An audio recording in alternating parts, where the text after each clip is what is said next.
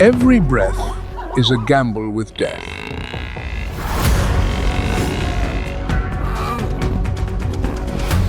Every step could reverse the course of fate.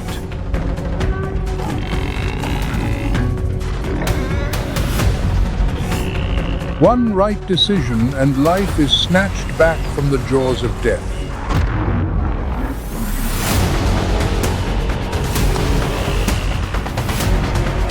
One single mistake and everything ends forever.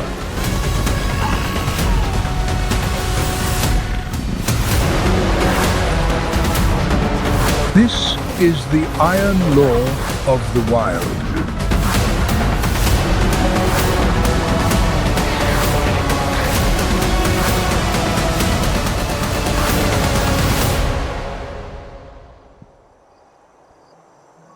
As the sun sinks over the plains, the throne of this land appears to have been decided long ago.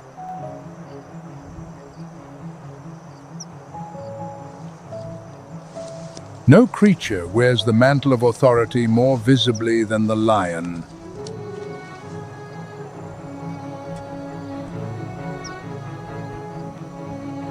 A dominant male can weigh over 400 pounds, draped in a dark mane like a royal cloak.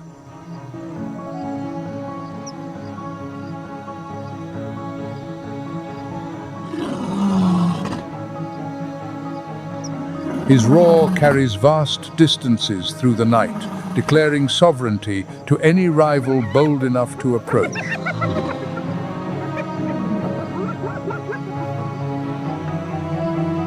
Yet within that imposing frame lies a limitation few would ever suspect.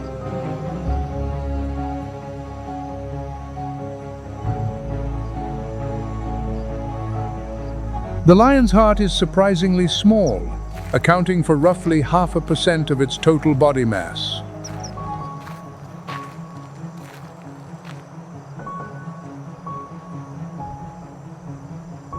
It grants the animal a ferocious burst of explosive power, but that power does not last.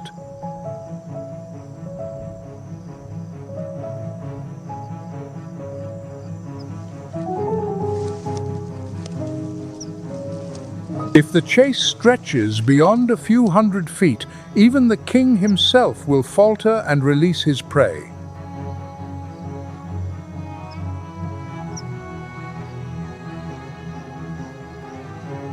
The lion's strength, from deep within its chest, has always been a finite dominion.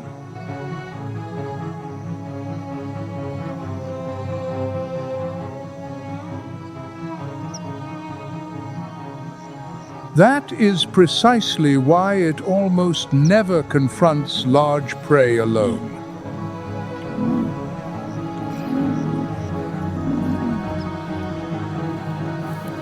The crown of strength, from the very beginning, has been a collective crown.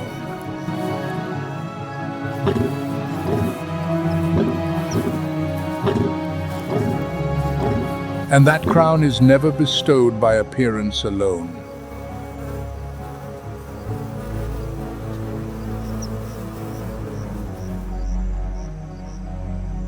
It must be proven, and it must be earned in blood.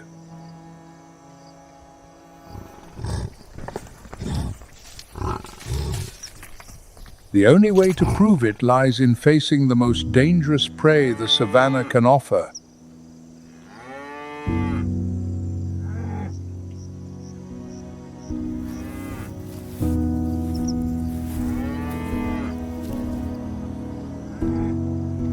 The African Cape buffalo.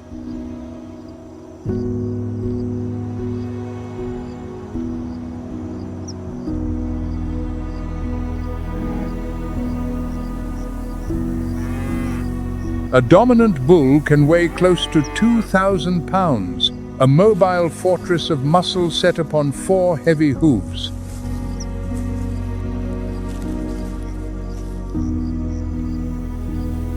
Atop its skull sits a weapon that gives even lions pause.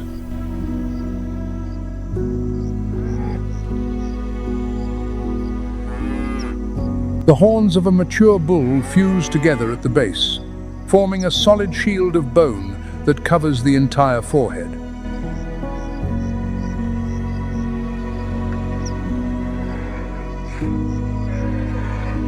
Researchers have given this formidable shield a name of its own, the boss.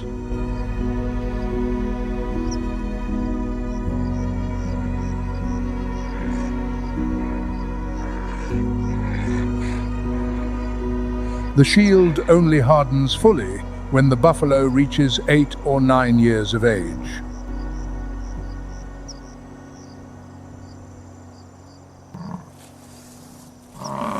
And once it has set, a lion's claws become virtually useless against that surface.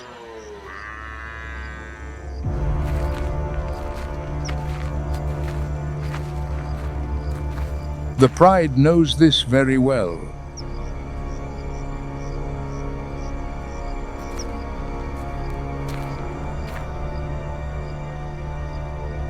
A lone buffalo separates from the herd the shield bearer.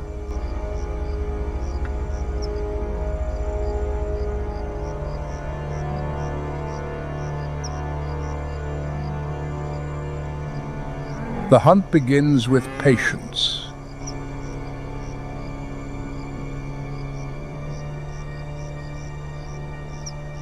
The circle tightens.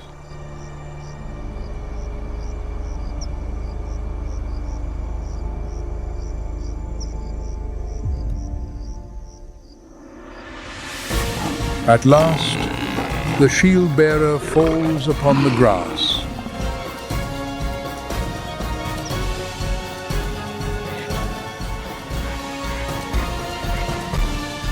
The pride has proven its crown.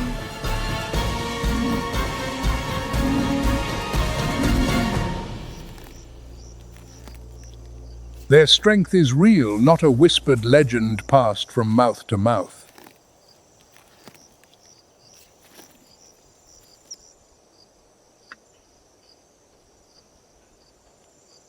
Yet the price of it remains etched across their bodies.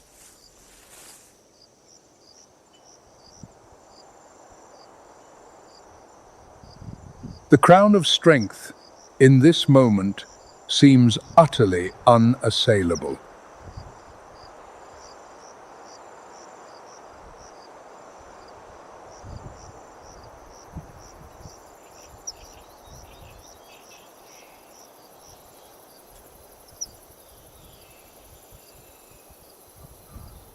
On an open stretch of ground, a cheetah lies low, eyes locked upon a herd of gazelles grazing in the distance.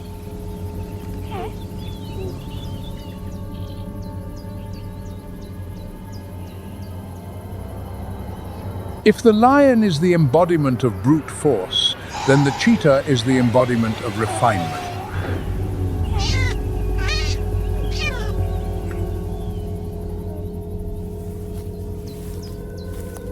Its body has been honed by 40 million years of evolution for a single purpose, and a single purpose only.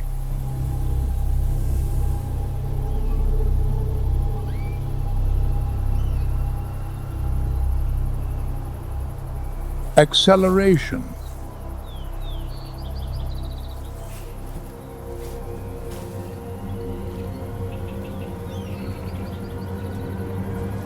Its enormous nasal passages flood both lungs with oxygen in an instant.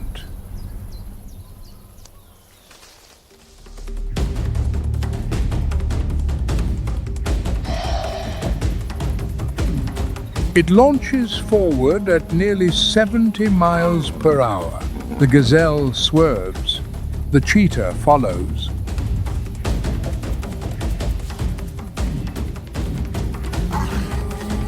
The gap closes. The prey stumbles. It is over.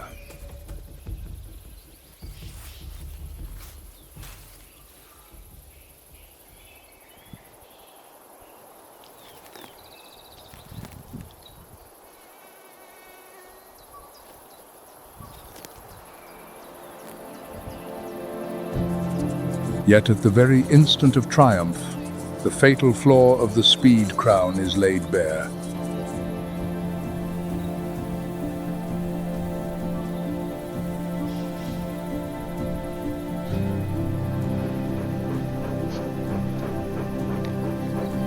Heart rate and breathing surge to their maximum threshold, and its body temperature climbs to a dangerous extreme.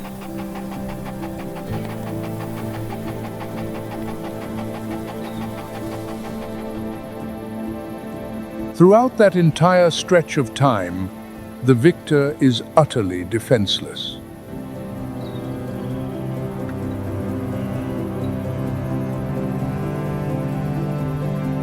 For to achieve such velocity, the cheetah has sacrificed nearly everything else.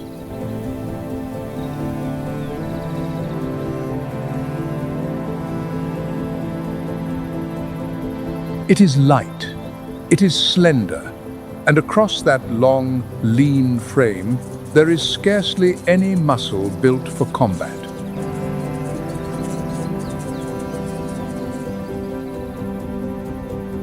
The crown of speed is built entirely upon a single gamble.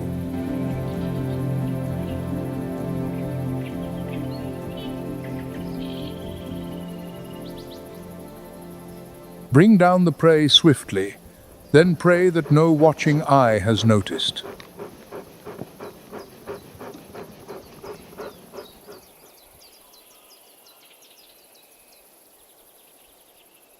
But on the Savanna, vulnerability never escapes the gaze of those watching from above.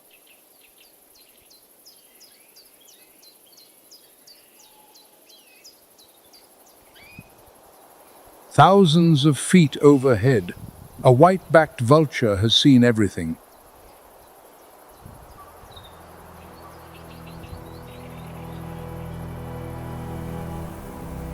The cheetah lifts its head and understands at once what is coming.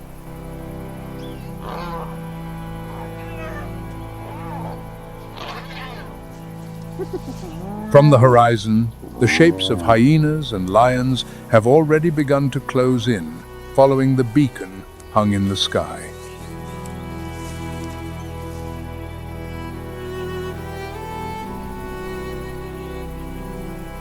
The cheetah has not yet recovered its strength. It has no choice but to abandon the kill and slip quietly away.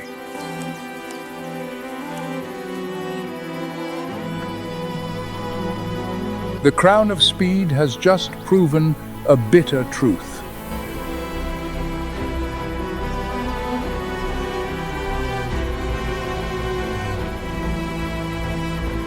Being the fastest creature on Earth is enough to win a kill.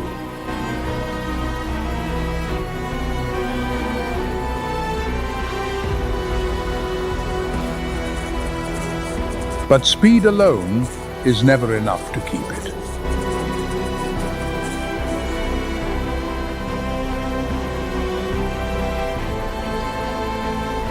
The swiftest hunter on the Savanna, in the end, hunts so that others may eat.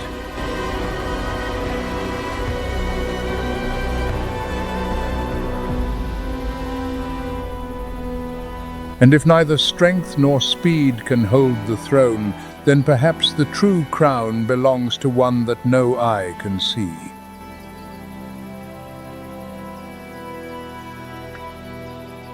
There is a crown that relies on neither muscle nor velocity.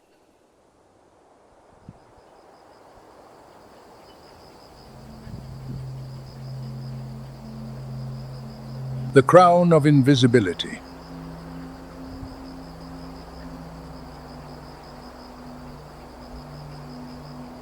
And the one who wears it moves across the Savanna like a phantom draped in a floral cloak.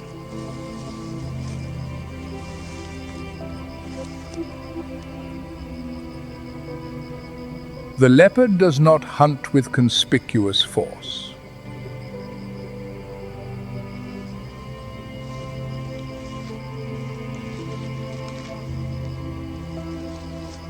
It hunts with its own absence.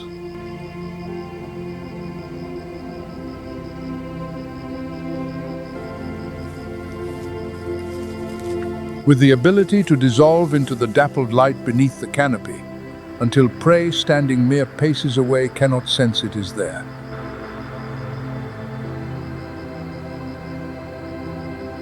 Each rosette on its coat is not ornament.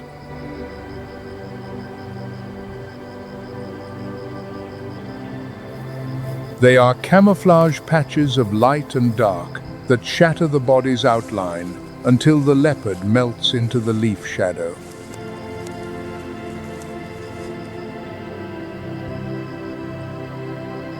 The leopard spends much of its life in solitude, no pride, no allies, only itself and its own shadow.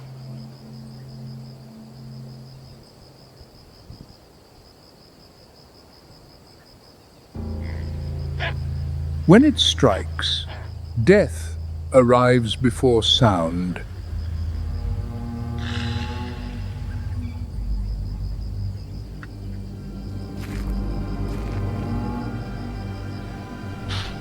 And yet the leopard exists within a cruel paradox.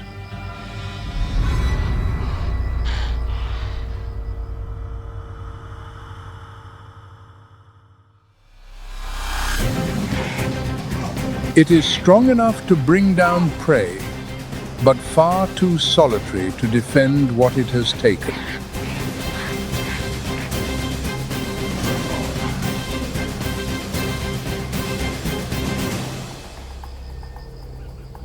Across this land, lions and hyenas stand ever ready to steal the spoils of another's labor.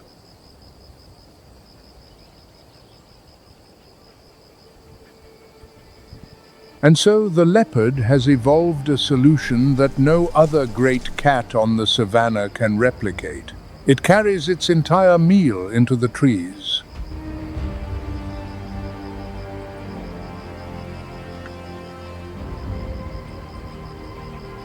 This is a feat of endurance almost unmatched on the plains.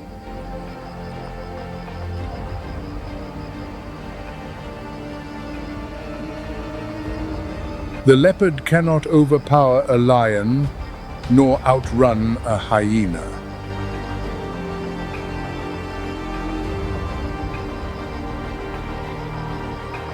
Instead, it chooses a battlefield where no rival can follow the high canopy.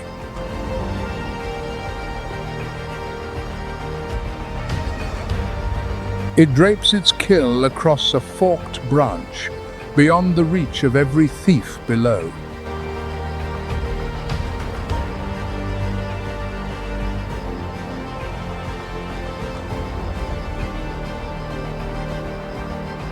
Stealth wins the prey. Altitude keeps it.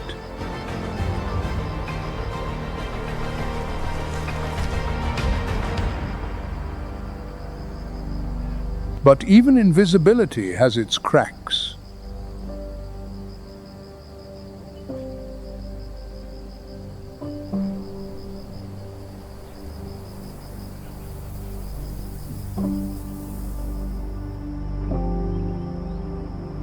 On the savanna, every sound is a set of coordinates.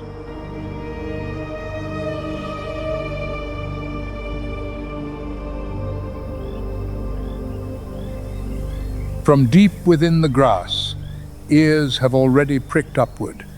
The usurper draws near.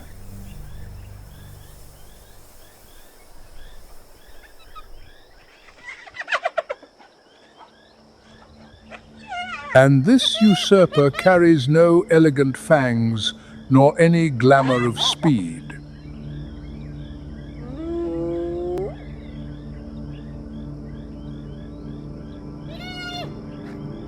It arrives not with stealth, nor with solitary might, but with the one currency that trumps them both on these unforgiving plains: sheer, unyielding numbers.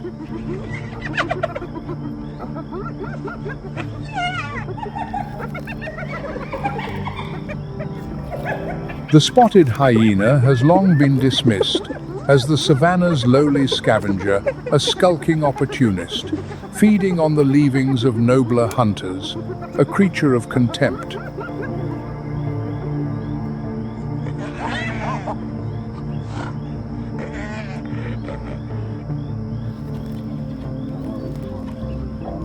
The truth, as is so often the case in this unforgiving land, could not be more starkly, dramatically different from that tired reputation.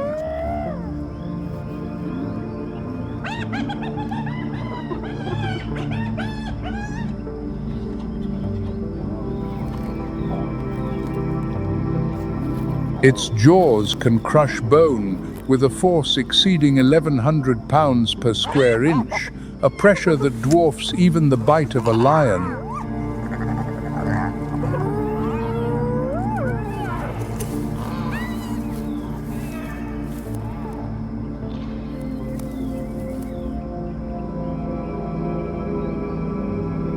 That is sufficient to snap the femur of an African Cape buffalo clean in two, as effortlessly as a dry twig underfoot.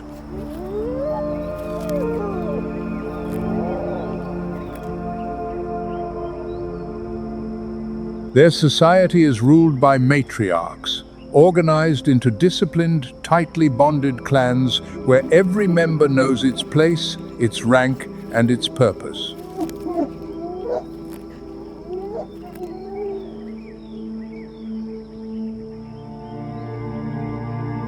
Within a hyena clan, even the lowest-ranking female commands authority above the highest-ranking male. The hierarchy is absolute and unquestioned.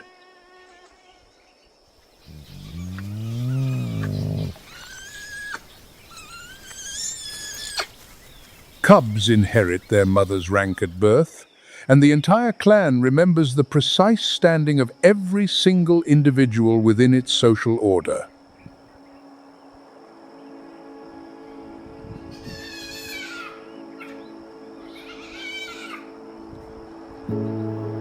This is no chaotic rabble squabbling over scraps. This is a disciplined army, marshaled with a precision that would shame many a human institution.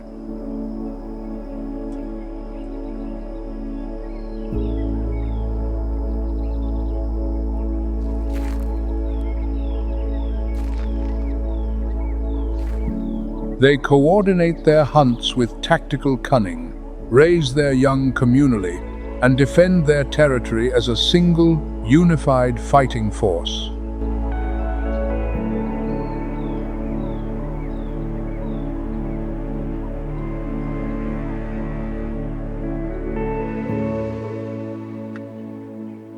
And it is this cohesion, this unbreakable solidarity, not the crushing power of their jaws, that is the spotted hyena's most devastating weapon.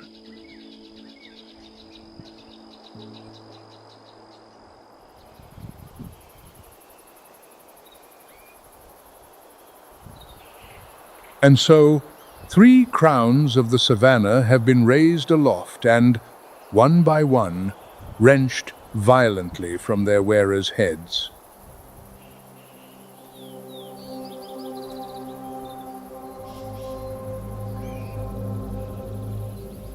The crown of strength was seized by younger, hungrier blood, a dynasty undone by the very pride that once made it invincible.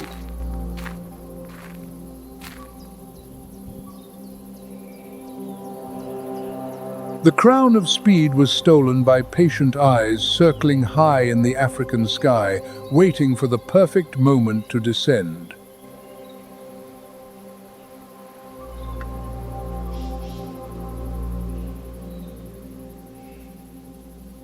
And the crown of stealth was overwhelmed by the stubborn, unyielding pressure of numbers that simply refused to walk away.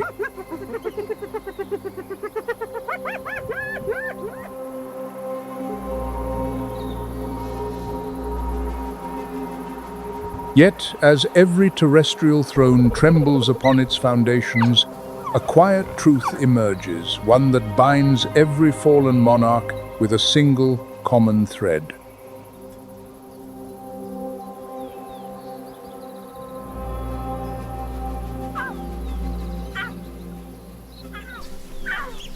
For every sovereign of these grasslands, no matter which crown it wears, has been brought low by precisely the same catastrophic vulnerability.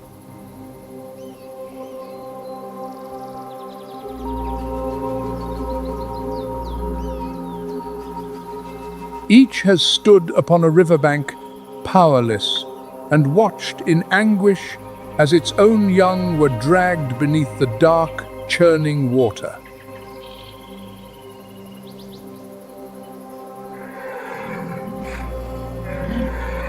Every sovereign of the grasslands, no matter how fearsome its reputation, must bow its crowned head at the very same threshold.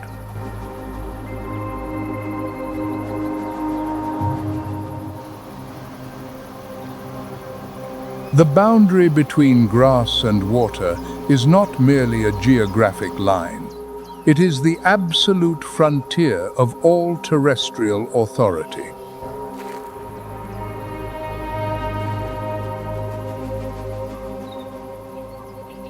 Step beyond it, and every crown forged upon the Savanna is instantly rendered meaningless, stripped of all power and all pretense.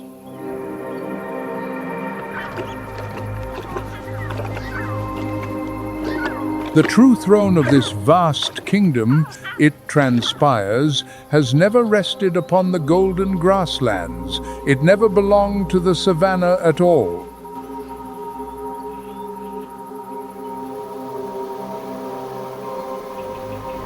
It lies submerged beneath the water's surface in a realm where the kings of the land cannot follow, cannot fight, and cannot rule.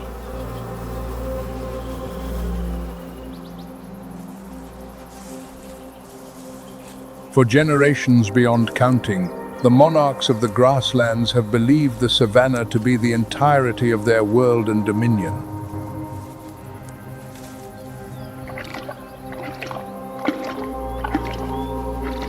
None ever suspected that the true seat of power lay just beneath the murky water from which they drank humbly every single day.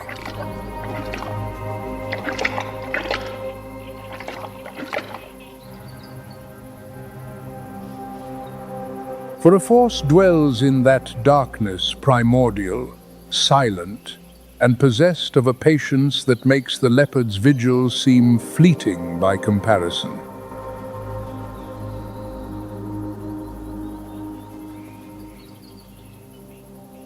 A force that has commanded these waters since long before the first lion ever set its heavy paw upon this sun-scorched land.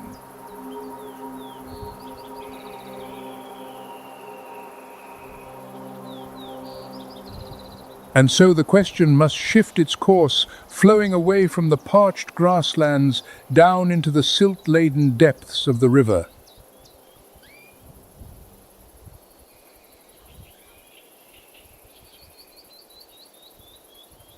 This is a world utterly unlike the sunlit savanna above, a world governed by different laws, older instincts, and far more primeval bloodlines.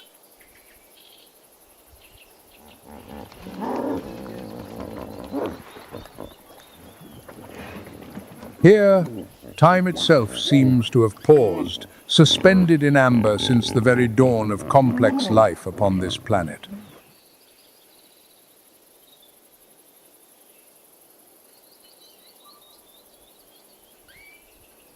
The Nile crocodile, an apex predator of such primordial power that it seems to belong more to the age of dinosaurs than to the present day.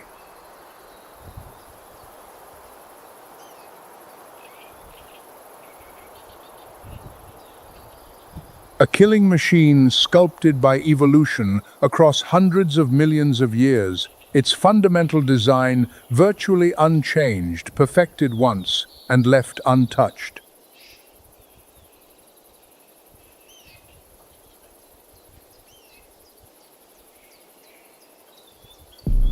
It can lie utterly motionless beneath the waterline for hours on end, betraying its presence with nothing more than 2 eyes and 2 nostrils.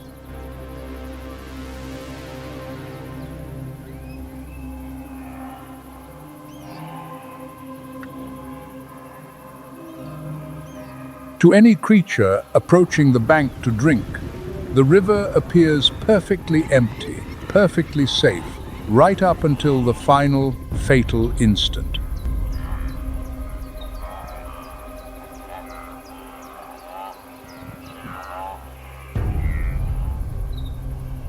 The moment prey lowers its muzzle to the surface, the entire river seems to detonate an explosion of jaws, spray, and primal terror.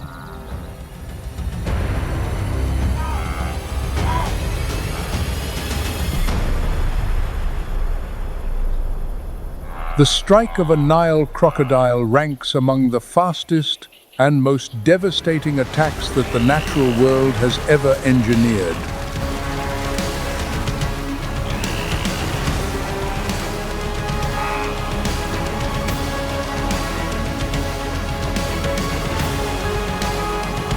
This is the creature that forced every king of the Savanna to bow in dread at the water's edge, the true humbler of crowns.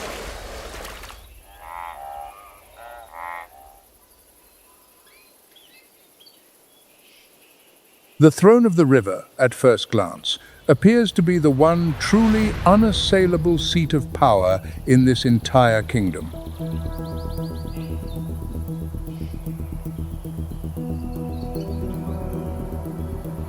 Yet the crocodile's dominion does not rest upon those fearsome jaws alone. Its sovereignty, remarkably, runs far deeper than mere brute force.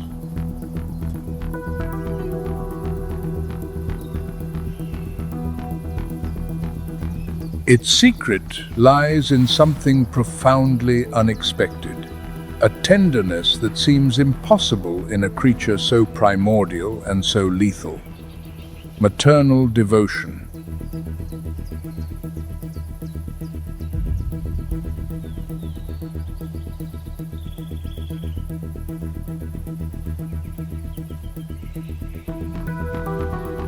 The female guards her buried nest for nearly 90 days, barely eating, driving off every intruder with a ferocity born of pure parental instinct.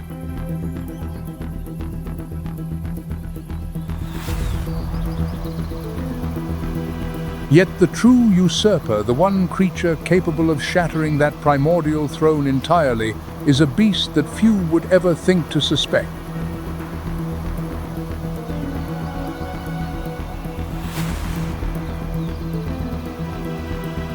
It is not a predator. It possesses no hunting instinct, no killer's cunning, no taste whatsoever for the chase or the ambush.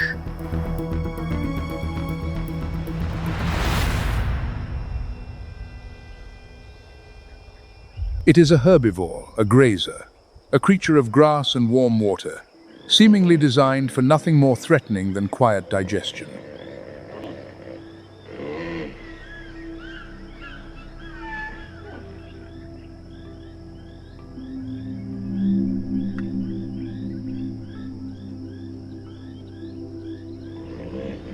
The hippopotamus, perhaps the most dangerously underestimated animal on the entire African continent, and the true challenger to the river's throne.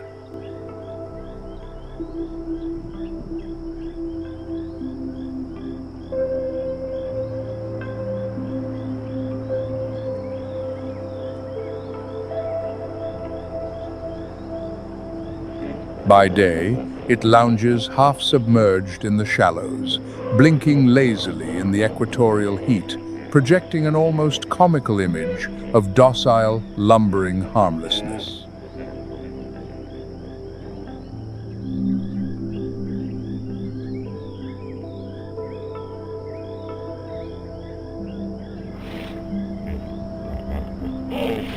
That appearance is one of the most dangerous deceptions in the whole of the natural world, a masterclass in lethal misdirection.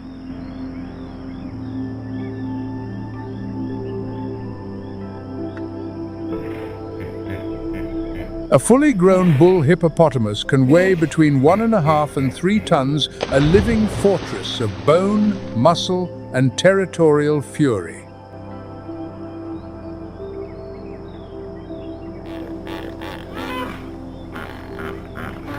Its jaws can gape to an angle approaching 150 degrees wider than those of any other land mammal living today.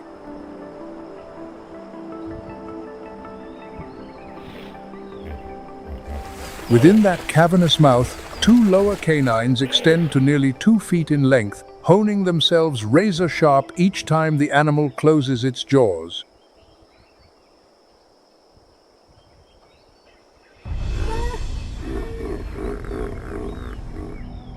And the hippopotamus defends its underwater domain with an aggression so fierce, so absolute, that no creature in the river dares challenge it twice.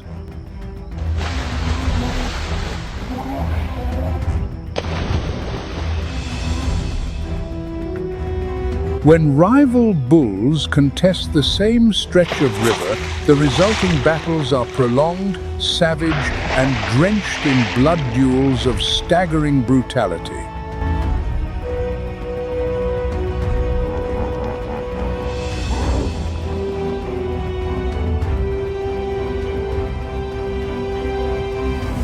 They gape their enormous jaws wide, bearing colossal tusks in open challenge, then crash together amid a maelstrom of churning, bloodied water.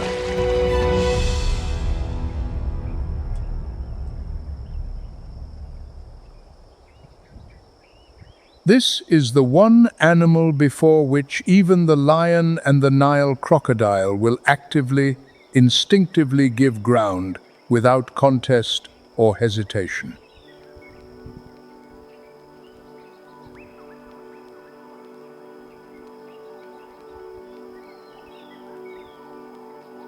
And the hippopotamus possesses yet another weapon, a silent chemical armament that science itself required decades to fully understand and decode.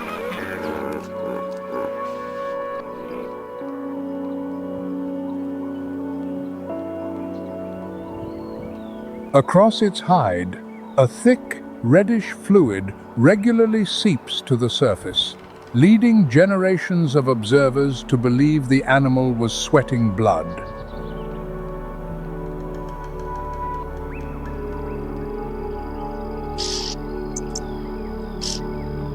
It is neither blood nor sweat. That vivid, unsettling crimson hue has deceived observers for centuries, but its true nature is far more remarkable.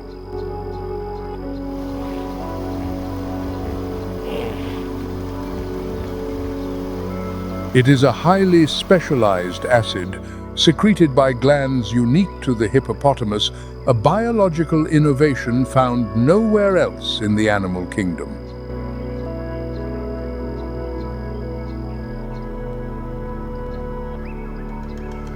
This red secretion functions as a natural sunscreen, absorbing the fierce ultraviolet radiation of the unforgiving African sun before it can damage the skin beneath.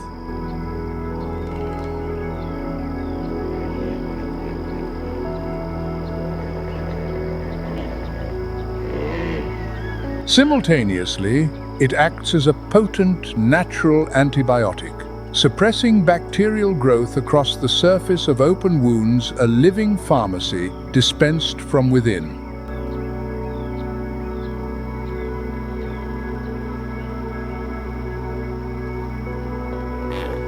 Thanks to this chemical shield, the hippopotamus remains virtually immune to infection, despite bearing deep lacerations and wallowing all day in bacteria-laden water.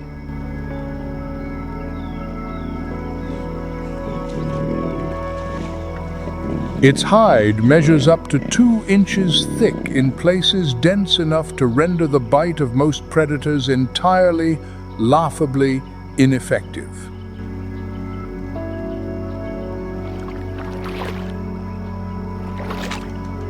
Here, then, is a creature that neither hunts nor consumes flesh, yet compels even the Nile crocodile, that supreme ambush predator, to retreat.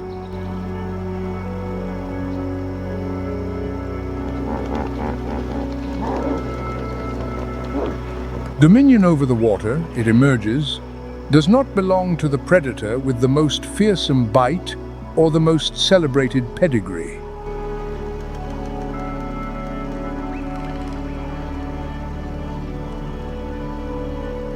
This lumbering, grass-eating colossus is the true sovereign of the river, the one power before which all other claimants must yield.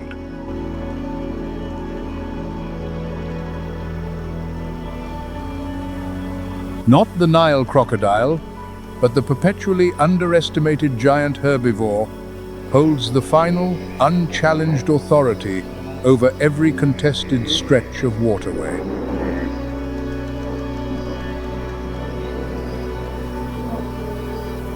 And so the crown of the river, like every crown that came before it, passes to a new and unexpected bearer, the cycle unbroken.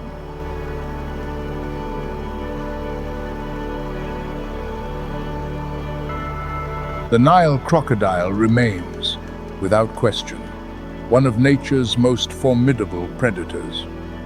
Yet it has never been the undisputed sovereign of these waters.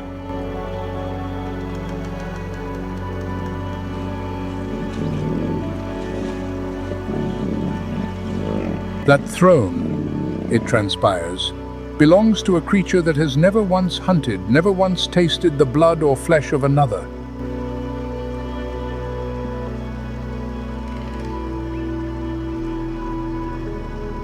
And if even the Nile crocodile must yield before the hippopotamus, then surely this long, winding story has reached its natural conclusion.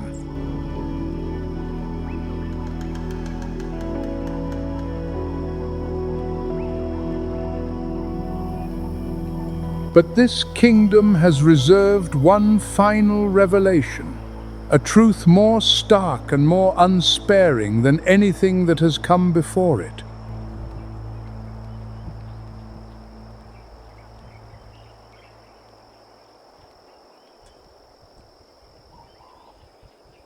Upon this land, no throne endures, no crown is permanent. No dynasty survives unchallenged through the long turning of the seasons.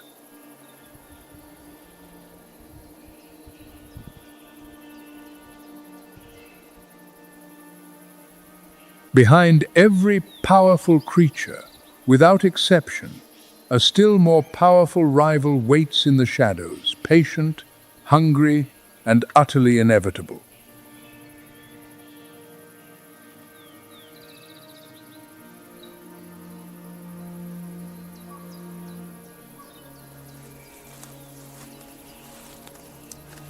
Every advantage carries within it a corresponding blind spot, a fatal vulnerability woven into the very fabric of each creature's greatest strength.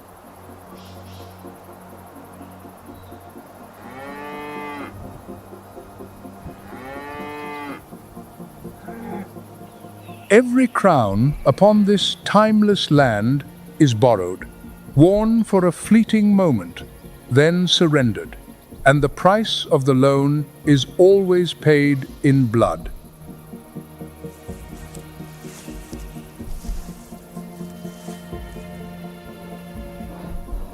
In the natural world, power is never a possession to be hoarded or bequeathed. It is a moment fierce, incandescent, and impossibly brief.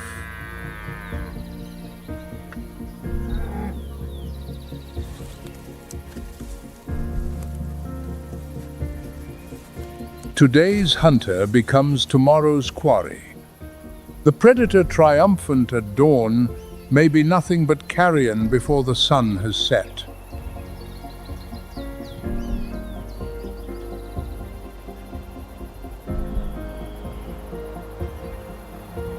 Today, a king stands upon the summit, surveying its domain with the absolute, unshakable certainty that this moment will last forever.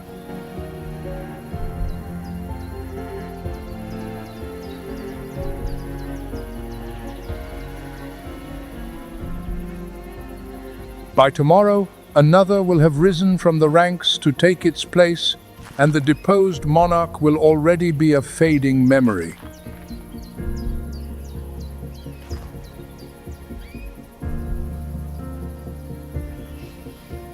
No victory endures forever upon these plains, and no defeat, however devastating it may seem, is ever truly the end of the story.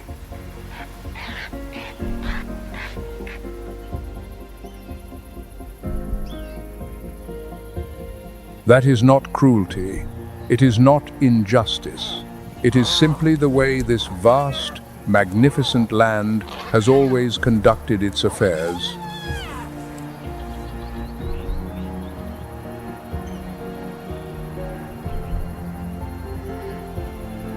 And it is precisely this ceaseless succession, this perpetual changing of the guard, that keeps this ecosystem thrumming with vitality and life.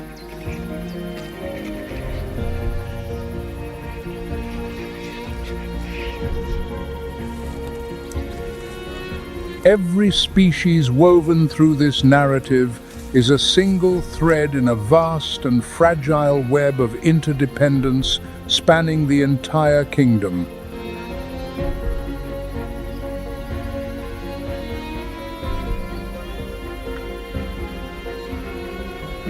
Remove any single thread, and the whole web shudders, its structure weakened, its balance imperiled, its future thrown into grave uncertainty.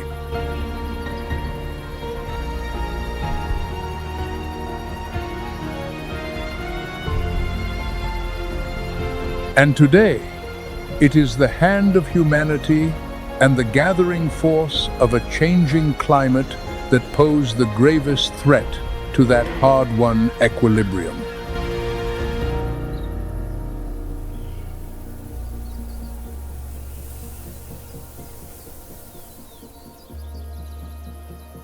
At Nature Moments, every story like this one serves as a reminder.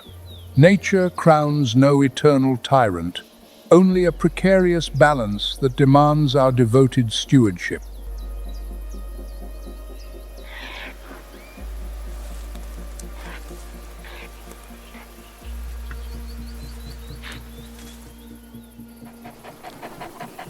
If this journey along the trail of borrowed crowns has moved you, please subscribe and share so that the story of this wild, contested kingdom may continue to be told.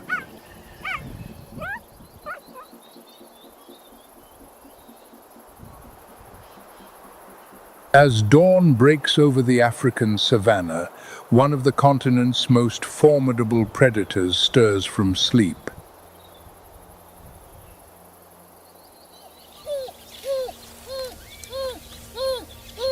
African wild dog, the most successful hunter in the entire animal kingdom.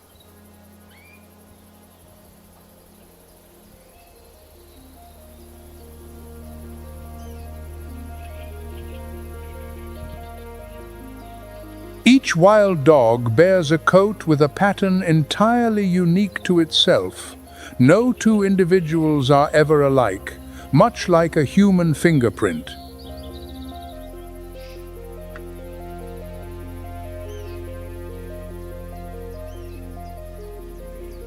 It is this very trait that earned them their scientific name, Lycaon pictus, meaning the painted wolf.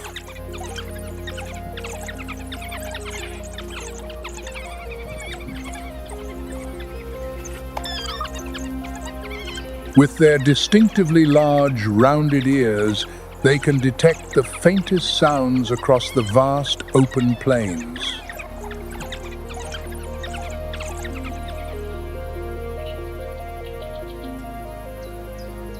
Before every hunt, the pack performs a remarkable ritual. They touch noses, lick each other's faces, and erupt into a frenzy of excited calls.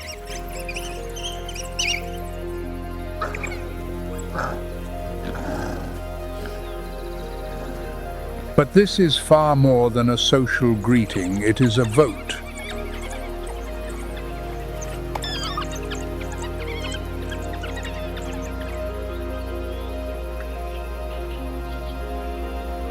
Scientists have discovered that African wild dogs make collective decisions through sneezing.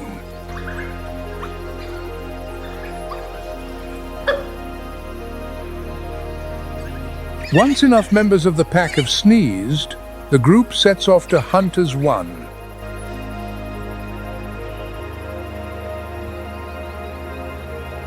Their hunting success rate reaches an extraordinary 80%, twice that of the lion and 3 times that of the leopard.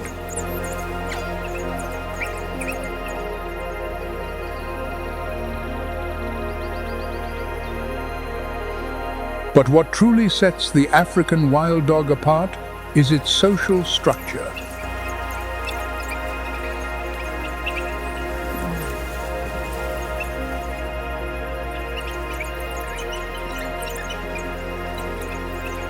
A typical pack numbers between 7 and 15 individuals, led by a dominant breeding pair.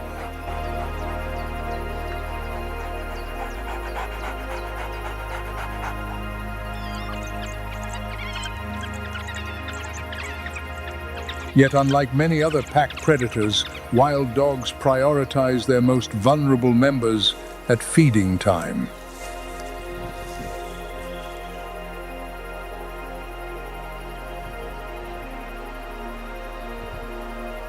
After a successful hunt, the adults return to the den and regurgitate food for those unable to join the chase.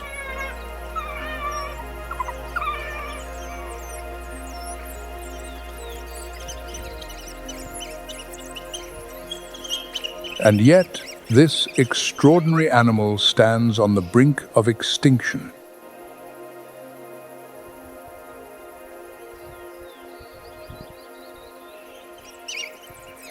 Fewer than 6,600 African wild dogs remain in the wild, scattered across a handful of countries in southern and eastern Africa.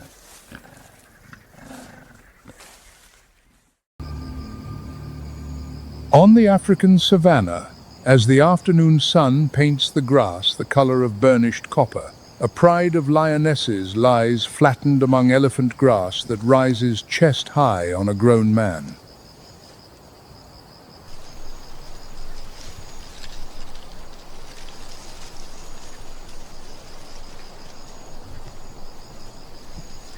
They are not sleeping, they are measuring distance.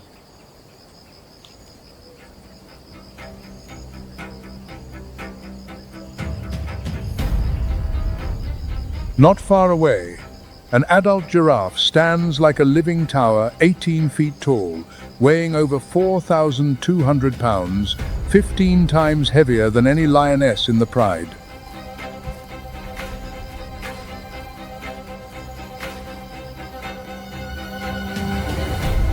The lioness's split formation.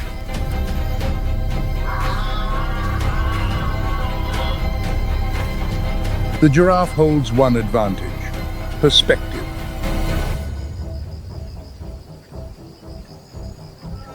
Standing 18 feet above the plain, its eyes sweep the entire savanna like a living watchtower. The lions strike from behind.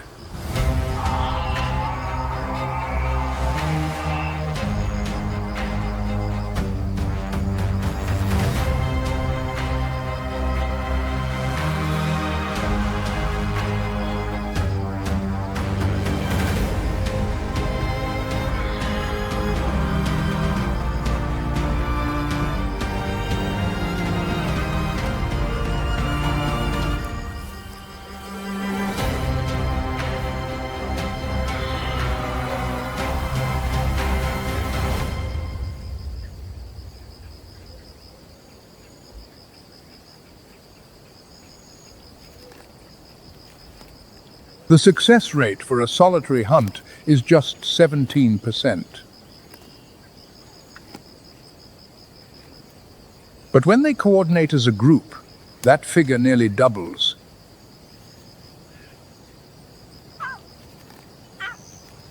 And today, probability stands with the hunters.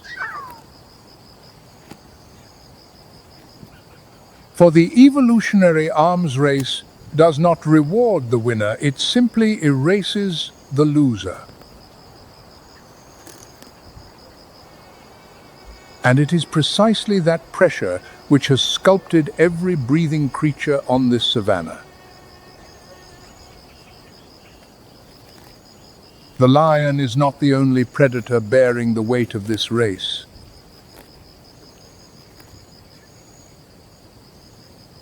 A few miles away, an entirely different order governs where power resides not in fang or claw, but is inscribed into every molecule of DNA.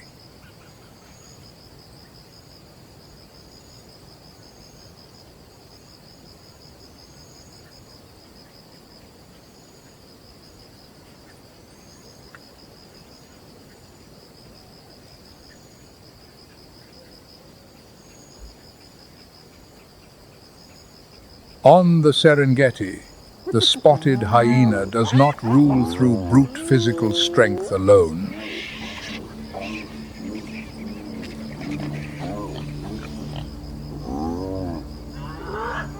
It rules through something far more ancient, something written into the very genome.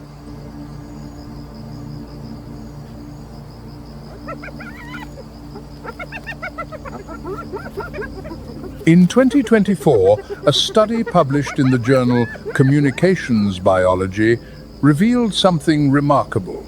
Social rank in hyenas is encoded directly into their DNA through epigenetic modification.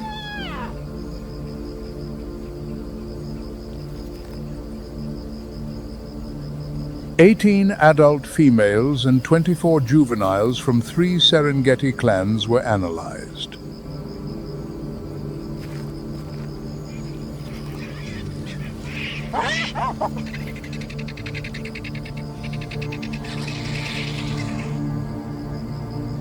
"149 distinct genetic regions differed between high-ranking and low-ranking individuals.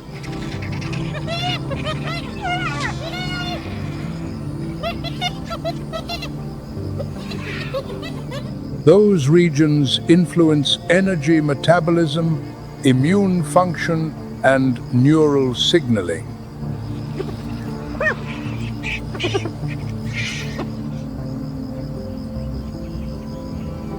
The hyena's hierarchy is not merely social, it is molecular.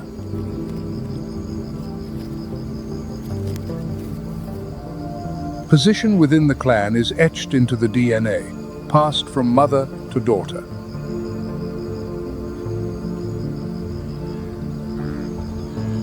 The hyena's heart comprises nearly 1% of its total body weight, a relentless engine built for the long chase.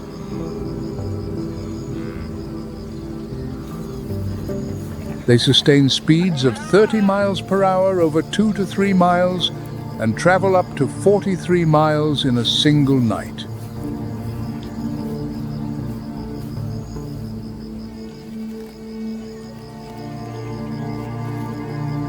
With a bite force of 1,100 pounds per square inch, stronger than any big cat hyena's crush bone with startling ease.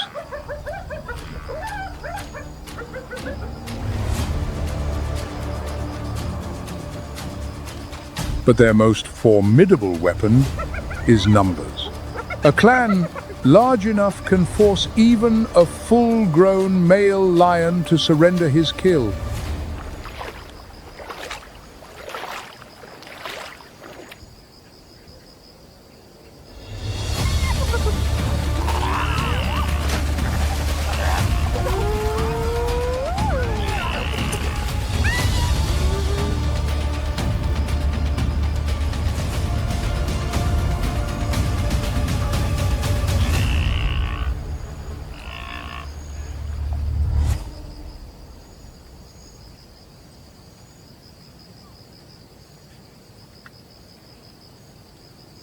Yet in the power hierarchy of the savanna, there exists one creature that stands outside every contest, not because it is strong, but because it is so fast, it need not compete at all.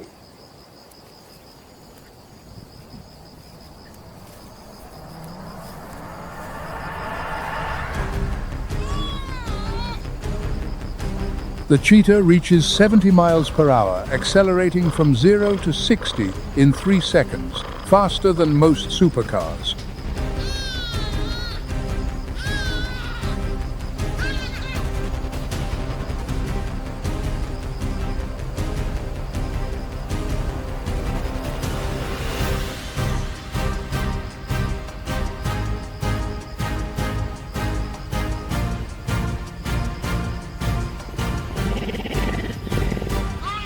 Each stride covers 23 to 25 feet, the length of a school bus.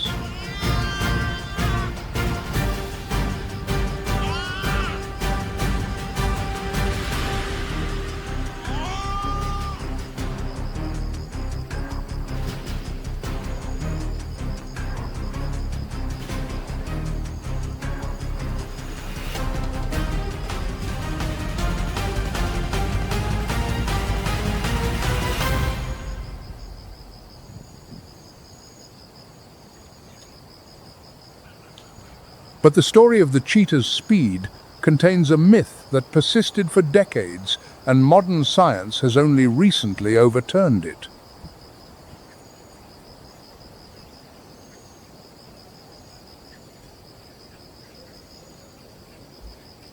It was long believed that the cheetah had to abandon the chase because its body overheated.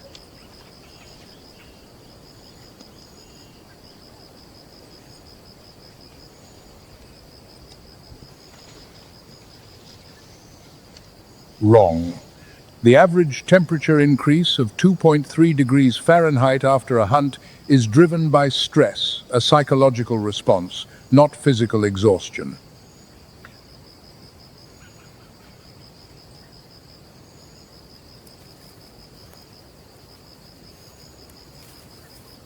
An expanded frontal sinus system and enlarged nasal passages function as a radiator for the brain, keeping the command center cool while the body burns.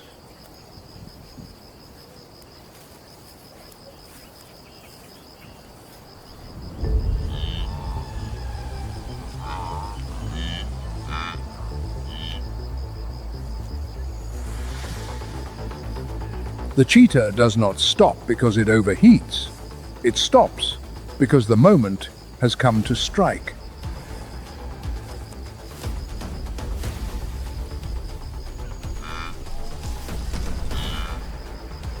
GPS tracking studies reveal that cheetahs actually decelerate 5 to 8 seconds before bringing down their prey.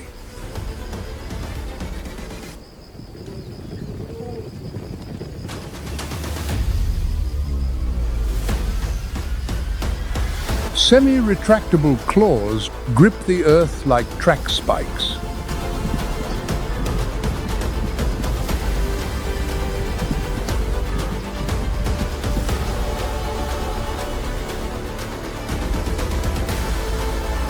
An S-curved spine flexes to store and then unleash kinetic energy.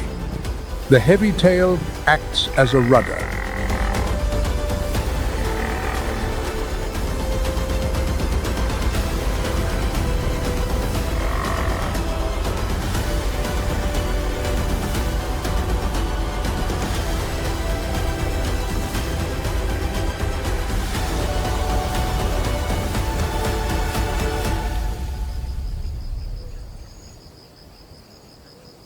But speed does not buy safety.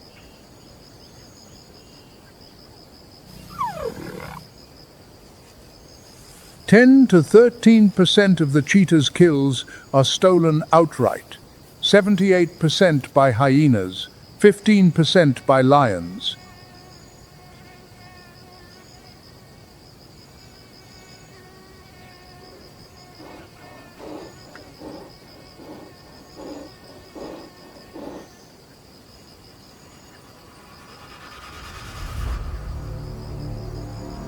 The cheetah never fights back.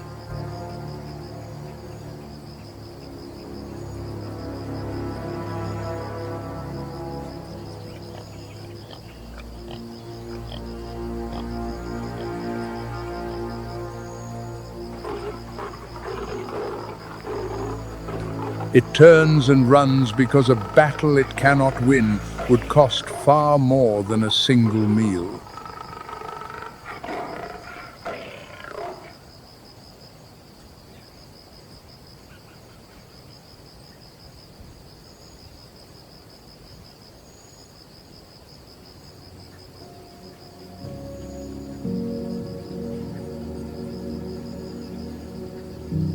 And climate change is writing a darker chapter still.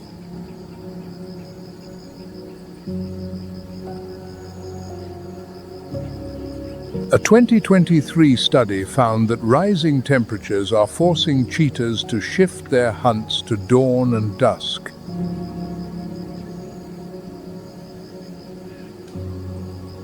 Directly into the hunting hours of lions and leopards.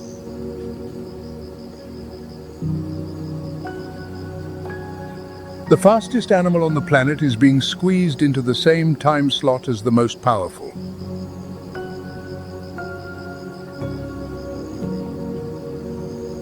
Only around 6,500 mature individuals remain worldwide, fewer than the population of a small town.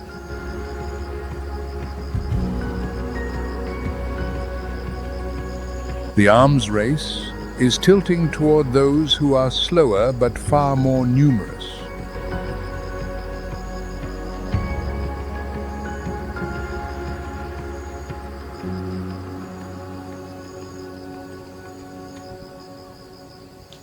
But on the Savanna, one species has found a way to win the race without fangs, without speed, without strength.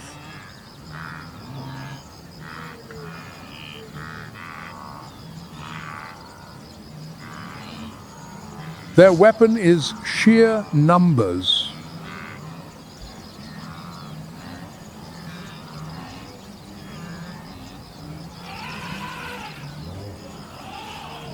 The Great Migration, 2 million mammals, including wildebeest, zebras, and gazelles, traverses 500 to 620 miles every year.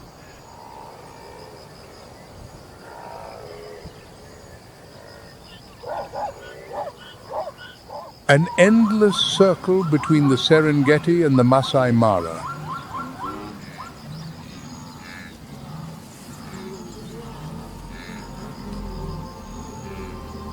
During a peak window of 2 to 3 weeks, 300,000 to 500,000 calves are born, 8,000 births every single day. This is no coincidence.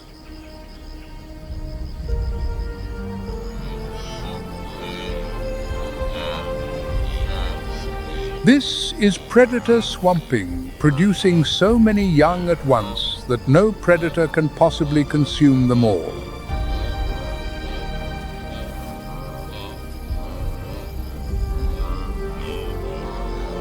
Death cannot be everywhere at the same time, and in the gaps between its visits, life explodes.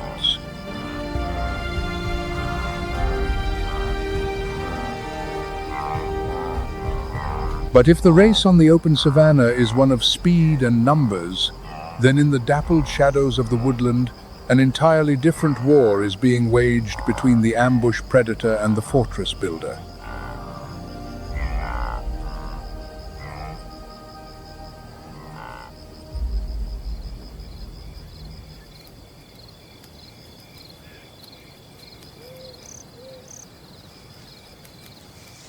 The leopard needs no pride, no speed. It needs darkness, and in the dark, it is virtually invincible.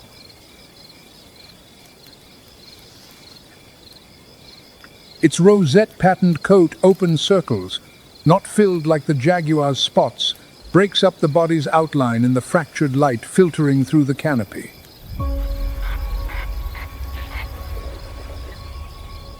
The leopard does not hide in the darkness.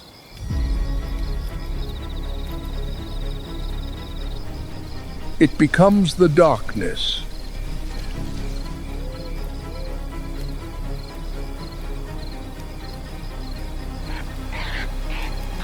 Its eyes are equipped with a reflective layer called the tapetum lucidum, granting night vision 7 times more powerful than a human's.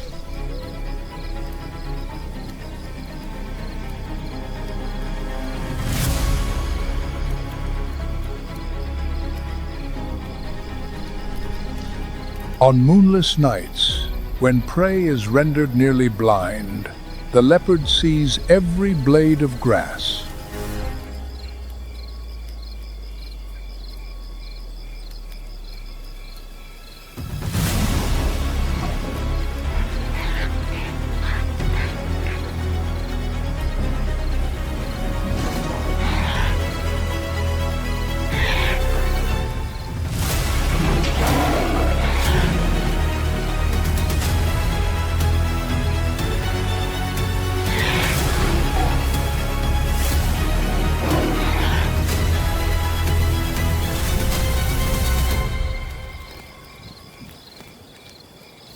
And when it kills, it carries its prize into the trees, hauling prey up to 3 times its own body weight into the branches.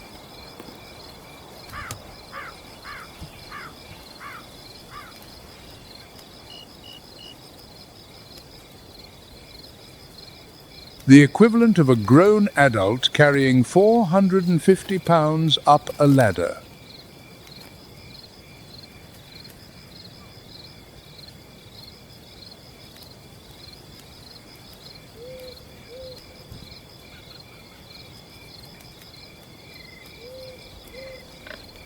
The warthog may lack beauty, but in nature's war of survival, good looks count for nothing at all.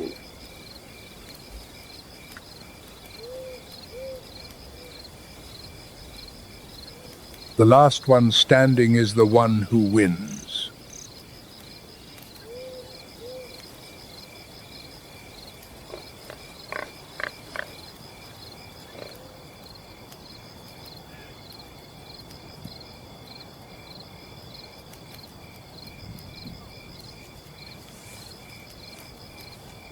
When the leopard materializes from the darkness, the confrontation between apex predator and survival specialist begins.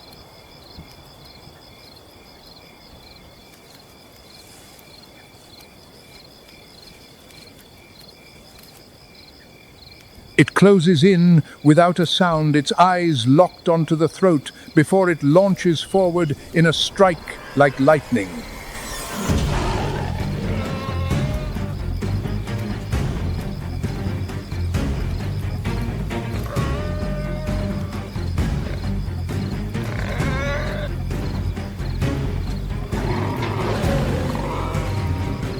The warthog tries to fight back with razor-sharp tusks, but the predator's power and precision swiftly overwhelm every attempt at resistance.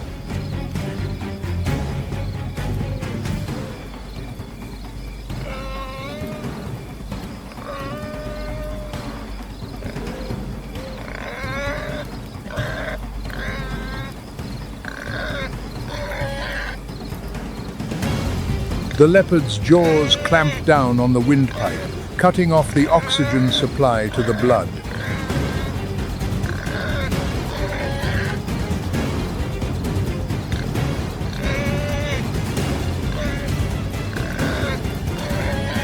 Within minutes, the warthog lies completely still.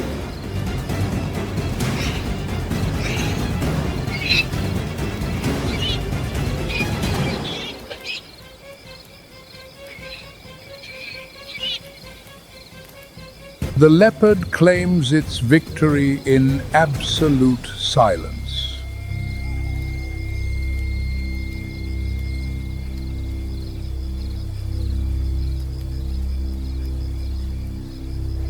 But that kingdom is shrinking by the day.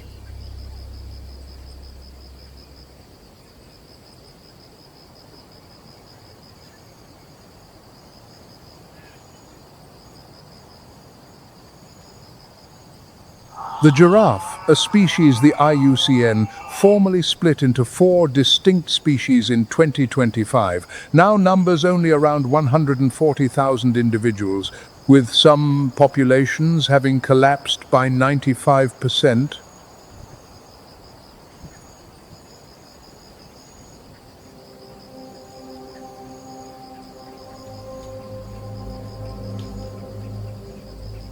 Cheetahs, 6,500.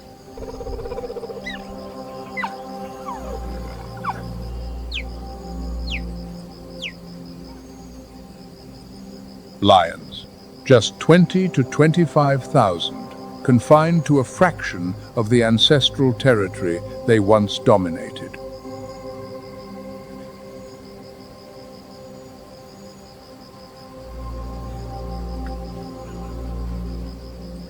And climate change does not stop at killing prey.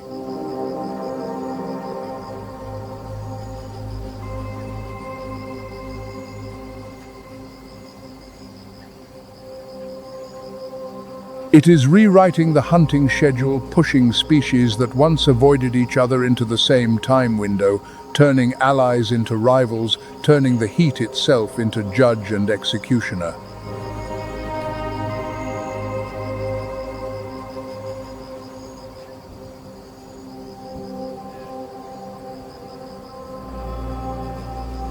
The arms race on the Savanna has been honing life for millions of years.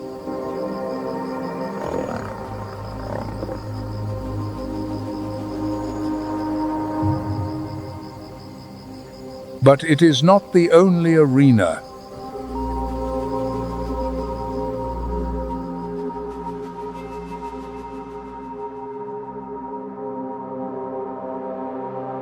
Thousands of miles to the north, where the sun never sets in summer and never rises in winter, lies a land governed by entirely different rules.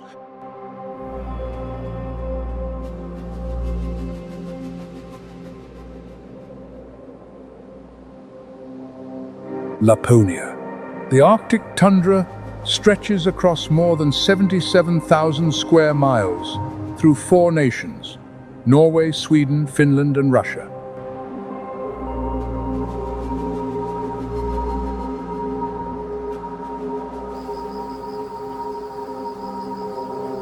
A land larger than all of England, yet almost devoid of human presence.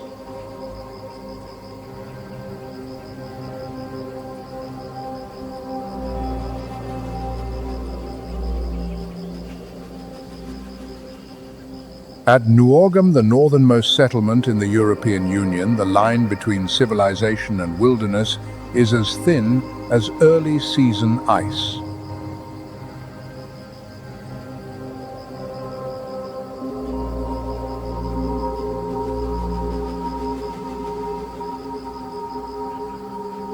Here, temperatures of 40 below zero are not a catastrophe, but the most ruthless evolutionary filter the planet has ever devised.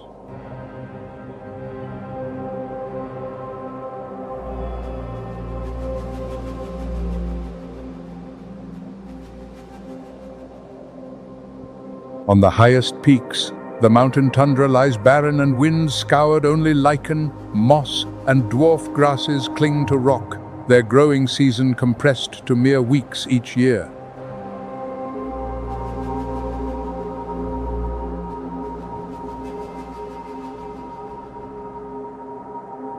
And the arms race here unfolds not between fang and claw beneath a blazing sun.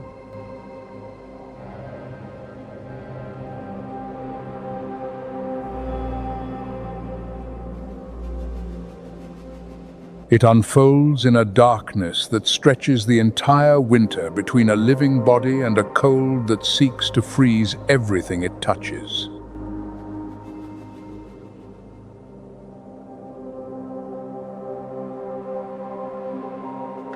Every creature that survives here is a masterpiece of natural selection.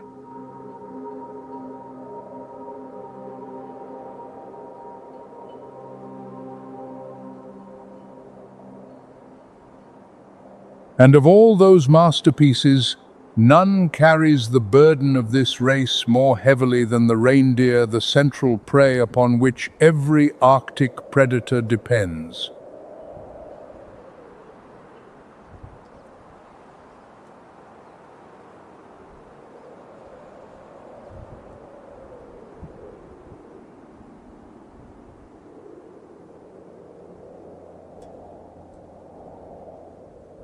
The reindeer is the only deer species in which both males and females grow antlers, an exception shared by no other member of the deer family.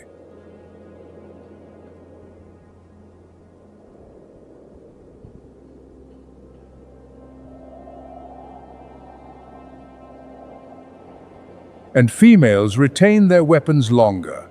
Males shed their antlers immediately after the rut, but females keep theirs until spring to defend access to food for themselves and their calves through the most barren months.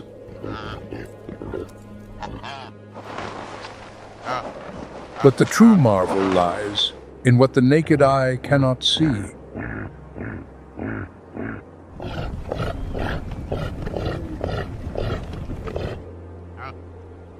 Their hooves transform with the seasons.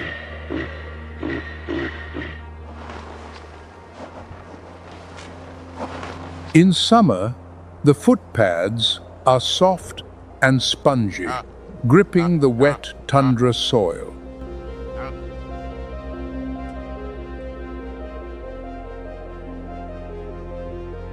In winter, the pads shrink and harden, exposing sharp rims like blades, becoming natural ice cleats, identical in function to a mountaineer's crampons.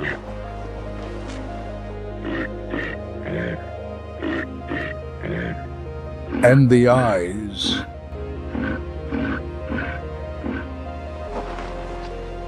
The reindeer is the only mammal on Earth whose eyes change color with the seasons. The reflective layer shifts from golden in summer to deep blue in winter, increasing light sensitivity by up to 1,000 times to see through the polar night.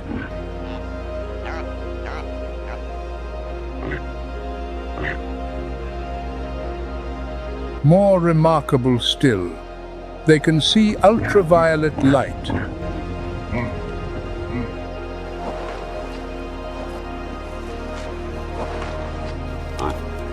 Lichen, their lifeline, absorbs UV and appears as dark patches against the white snow.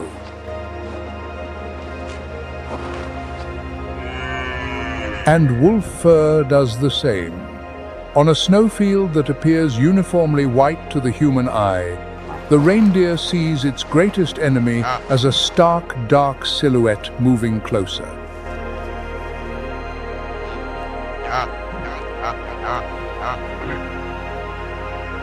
The Sami people have followed these herds for thousands of years, reading signs in the snow, sensing the wind shift before even the animals themselves.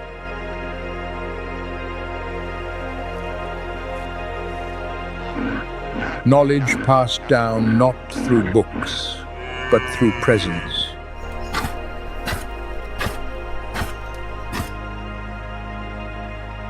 But that world is shrinking. The WWF reports that migratory reindeer populations worldwide have declined by 65%.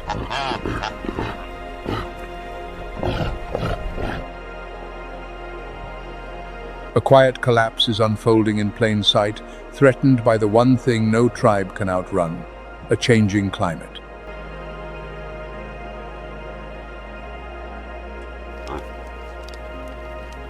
And the reindeer is not the only creature that calls the Arctic winter home.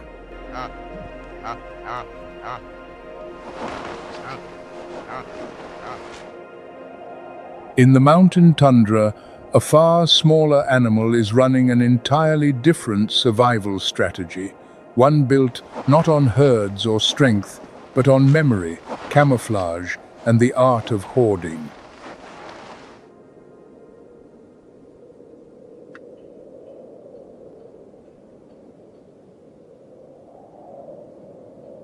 The Arctic fox possesses no fearsome weaponry. No great fangs, no terrifying talons, no overpowering strength.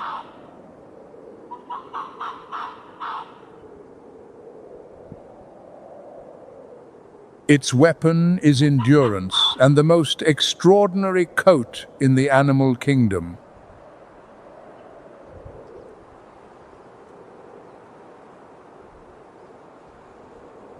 In winter, the fur turns pure white, dissolving completely into the snow.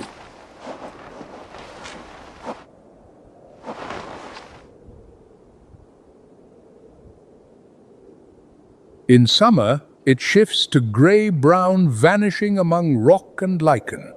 Two suits of camouflage for two different worlds.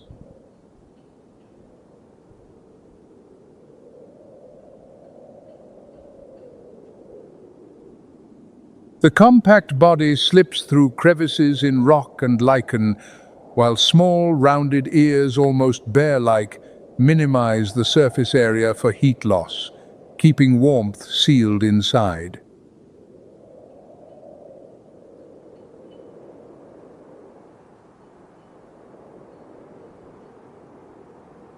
The winter coat is roughly twice as thick as the summer coat, approximately 100% denser.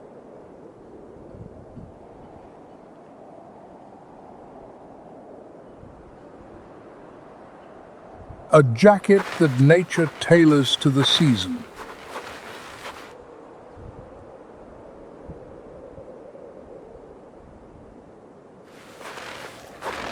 But the true engineering marvel lies in the pores.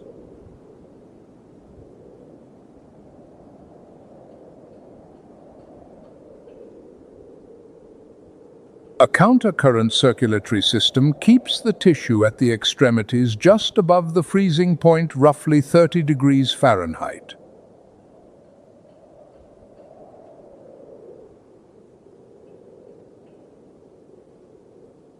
Without sacrificing core body heat.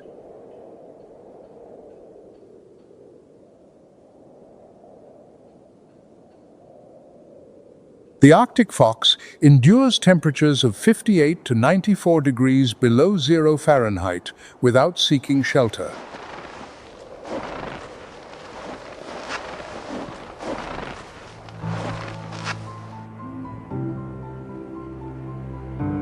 At temperatures where metal turns brittle and shatters, the Arctic fox is still hunting.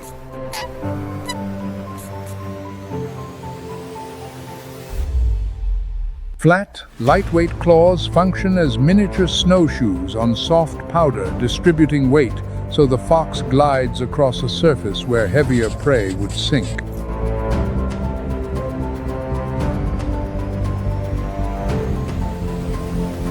A nasal air-warming mechanism similar to the reindeer's ensures the lungs never inhale raw, freezing air.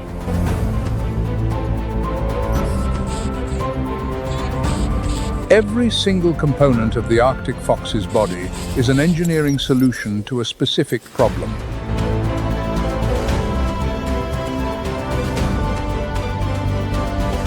The Arctic fox hunts lemmings, scavenges reindeer carcasses, and caches everything it finds because on the tundra, the next meal may be days away from the last.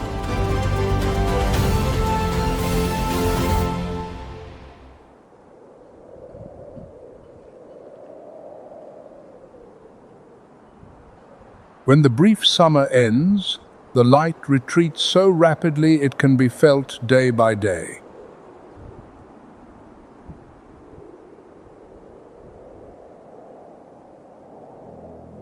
In the mountain tundra, Arctic fox and snowy owl share the same prey, one hunting from the heavens, one skimming across the frozen ground.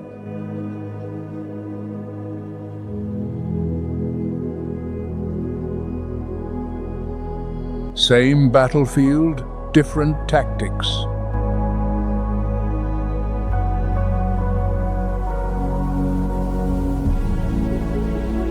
The Arctic food chain operates like a chessboard. Every move by one species shifts the position of all the others.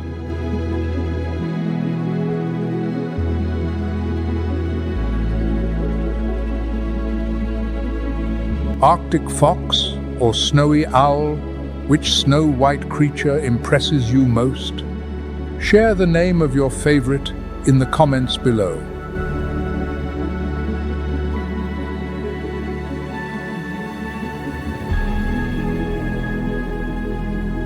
And speaking of the snowy owl, the ruler of the tundra skies awaits in the next chapter.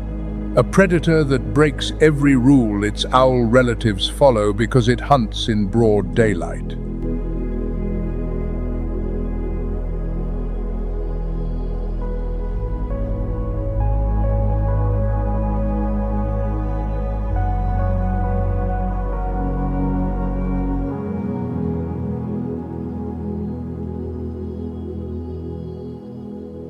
Amid the white expanse of the tundra, a white form sits motionless on a rocky outcrop, its dense plumage blending so completely with the snow that only a pair of blazing yellow eyes betrays its presence.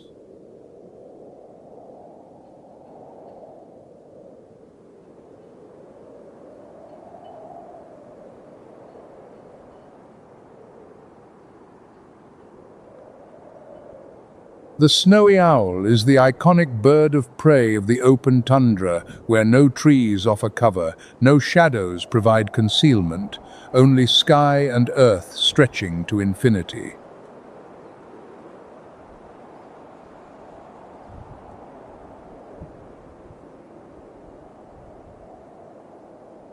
The dense white plumage is not merely camouflage, it is armor against the cold.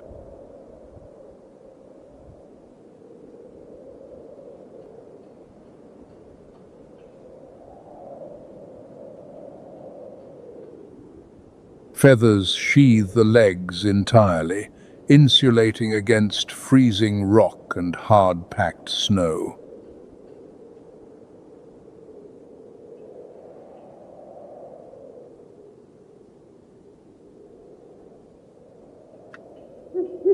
The round, full-bodied silhouette is not excess weight, it is natural insulation, minimizing the ratio of surface area to volume to conserve every precious calorie of heat.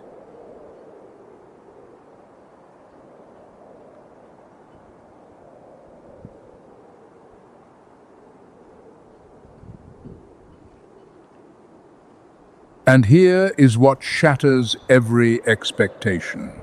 The snowy owl is a diurnal owl.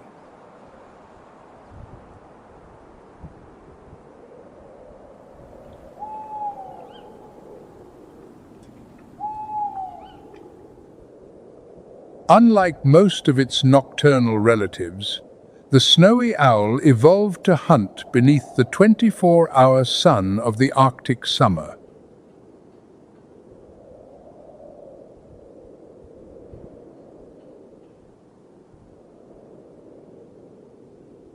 The dense insulating feather system allows the snowy owl to function normally at temperatures below 76 degrees below 0 Fahrenheit, a threshold at which most animals have ceased all activity.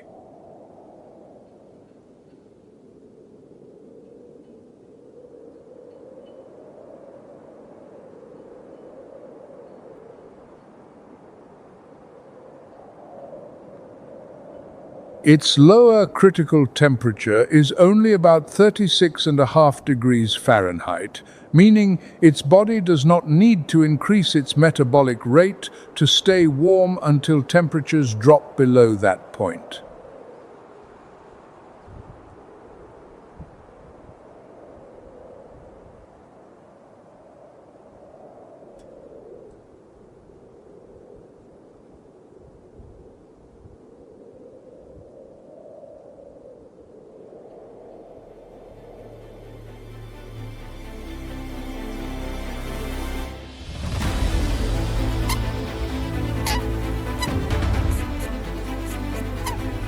The snowy owl's entire life revolves around the pulse of the lemming population.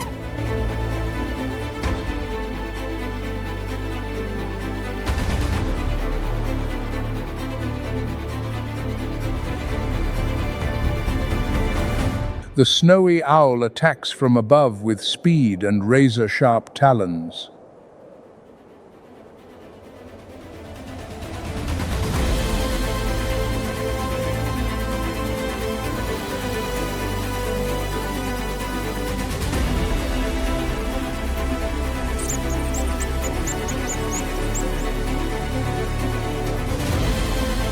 Flying low across the snowfield, gliding in near silence thanks to feather structures that reduce air friction.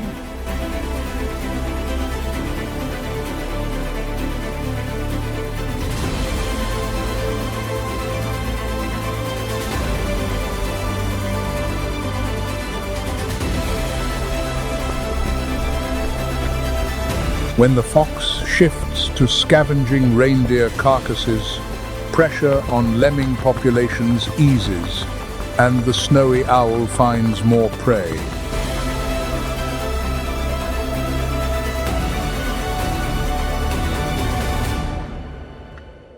The relationship between these two white hunters is not merely competition, it is balance.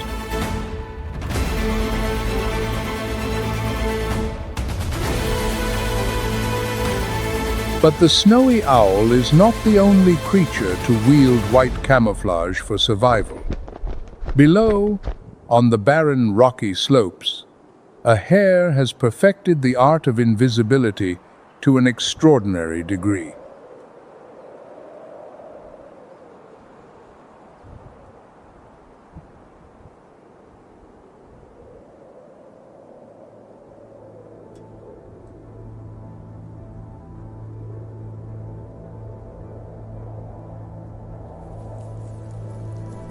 The mountain hare molts with the season's pure white in winter, gray-brown in summer, mirroring the Arctic fox precisely.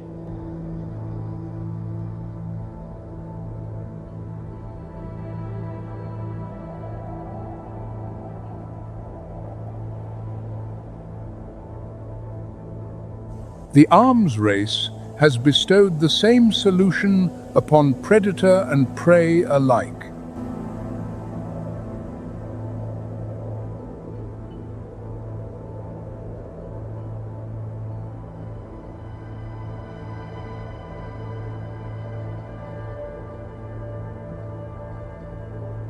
But the mountain hare's coat does more than change color. It is layered into 3 tiers of defense.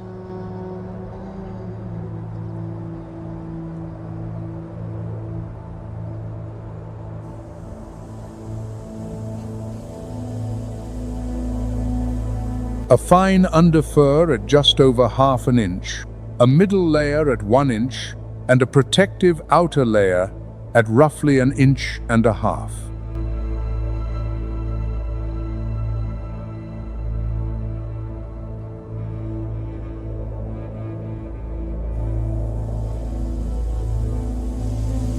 A 3-tier insulation system to withstand cutting winds and brutal cold.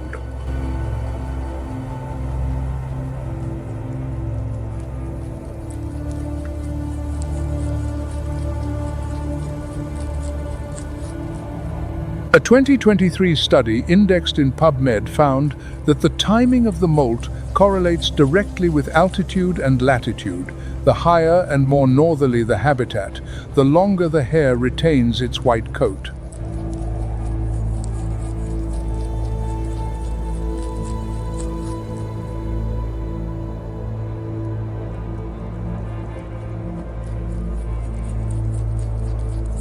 Diet: young shoots, lichen, moss, shrub, bark, whatever, manages to grow in a land with virtually no growing season.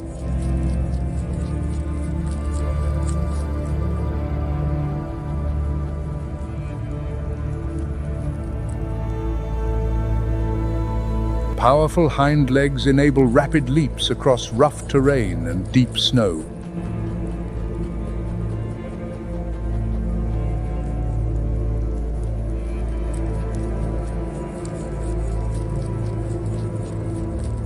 Mountain hare density in northern Europe can reach roughly 84 individuals per square mile.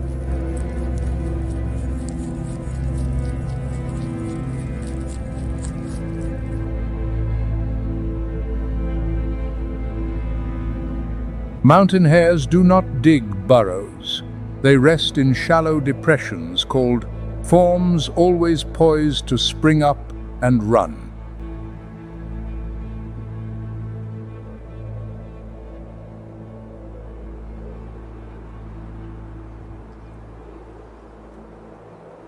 In the arms race, the mountain hare chooses reaction over fortification.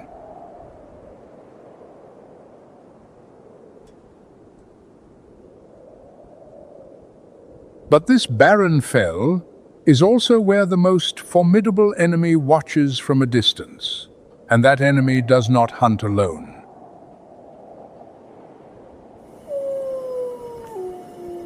The grey wolf needs no camouflage, no cache, no wings.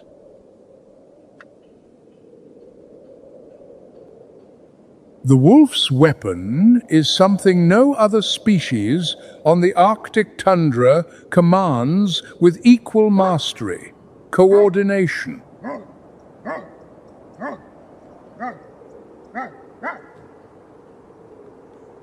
A wolf pack comprises 5 to 10 individuals, an extended family led by the alpha pair.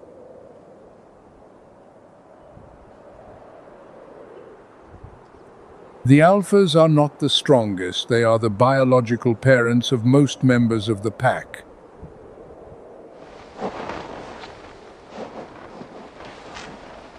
The lead wolf orchestrates everything: the hunt, the migration route, territorial defense, and the training of the young.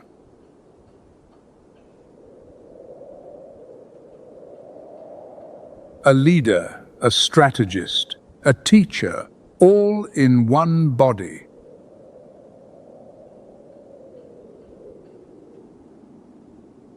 Their communication system is so complex it borders on language. Eye contact, howls, the flick of a tail when the wind changes direction.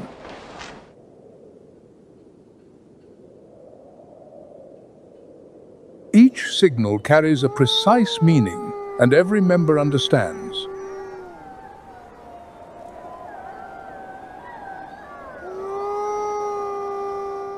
Each pack's territory spans 200 to 400 square miles, depending on prey density.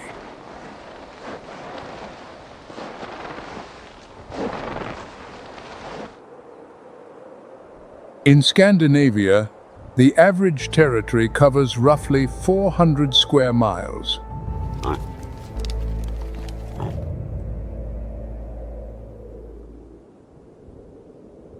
In winter, as the reindeer move and scatter, the wolf pack must constantly relocate, tracking migration routes, monitoring food sources, and defending boundaries against rival packs.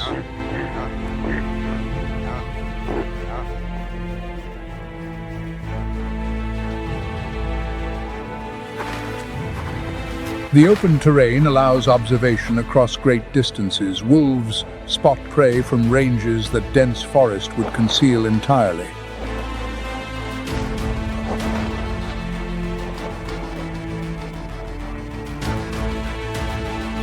But the prey sees the wolves as well.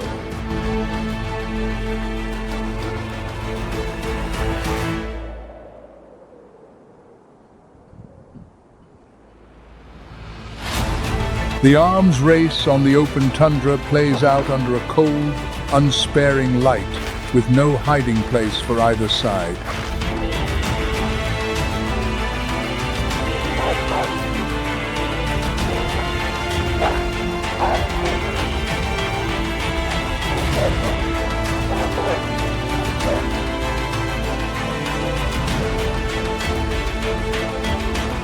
Whichever side coordinates better wins.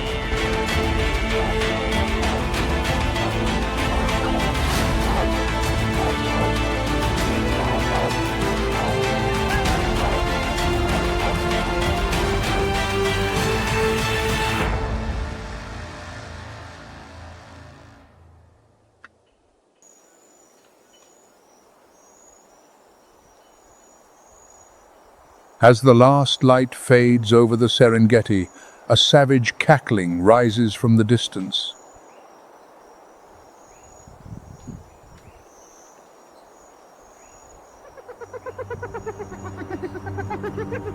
Not a laugh of joy. It is a communication signal, each sound carrying a different message about location, status, and intent.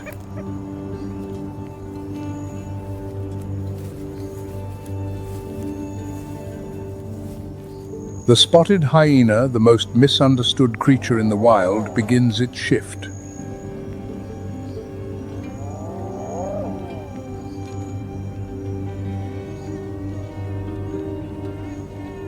Hyenas are not the cowardly scavengers that many still believe them to be.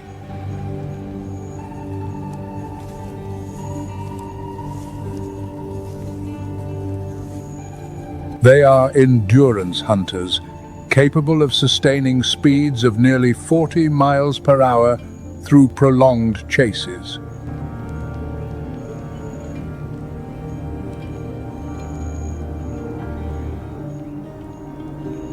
And what makes them truly formidable lies in the brain. The social coordination of spotted hyenas rivals, and in some cases surpasses, that of certain primates, according to research from Duke University.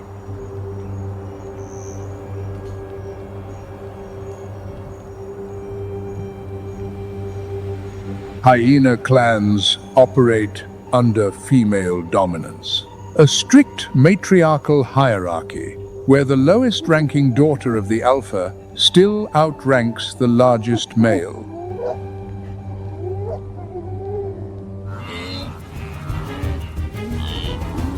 They encircle a group of wildebeest already spent from the day's river crossing.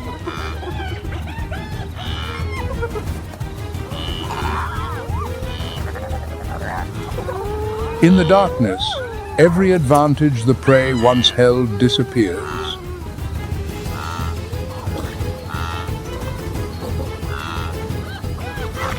The hunt begins with a rallying whoop, the signal to coordinate.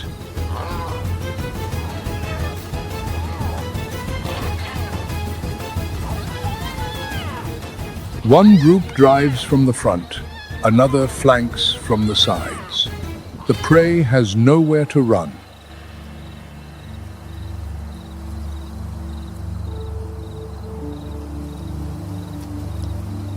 And when the meal is over, the hyena's stomach reveals a capability no other mammal can match.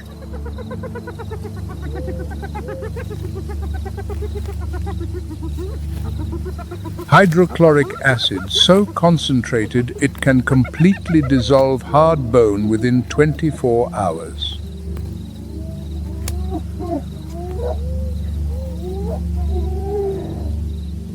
Horns, hooves, skulls, everything vanishes inside the hyena's gut. Nothing is wasted, nothing remains.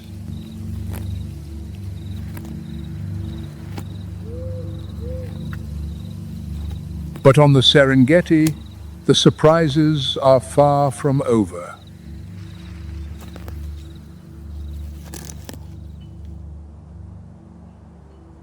As dawn breaks, along the fringe of the wildebeest herd, a low silhouette glides through the tall grass.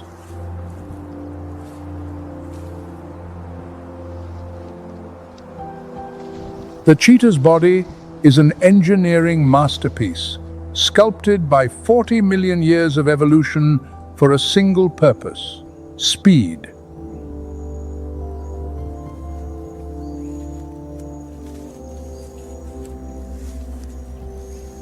A flexible spine compresses and extends like a coiled spring, producing strides up to 23 feet in length.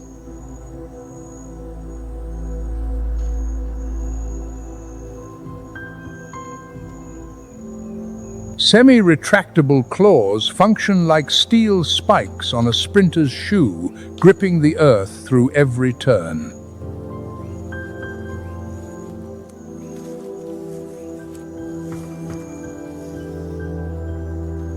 And the long tail, a perfect aerodynamic counterbalance, stabilizes the entire body.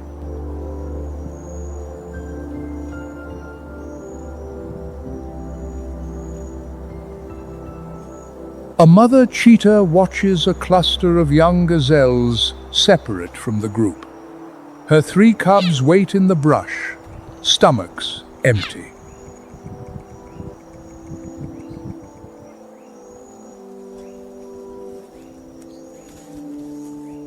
The success rate of each hunt hovers between 40 and 58%.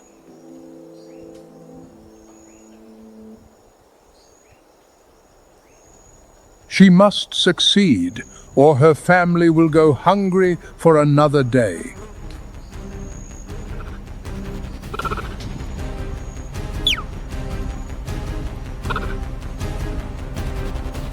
Her body lowers, muscles coil like a spring, then detonate.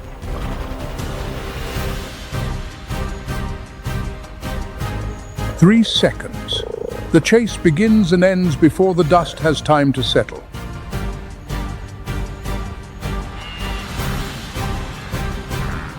But even in victory, the cheetah loses. She needs 20 minutes to recover before she can eat.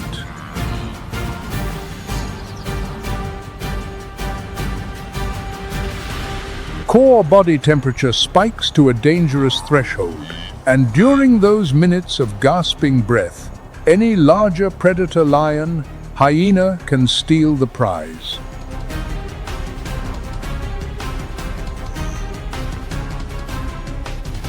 Speed is the supreme advantage, but also the supreme burden.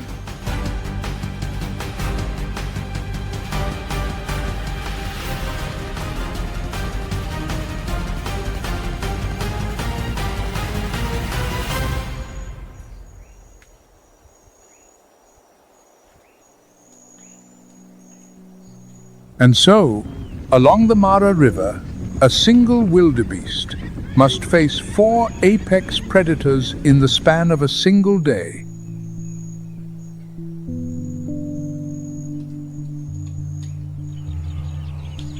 Crocodile in the water, lion on the bank, hyena in the night, and cheetah at dawn. Every passing minute brings a new fear, a new enemy.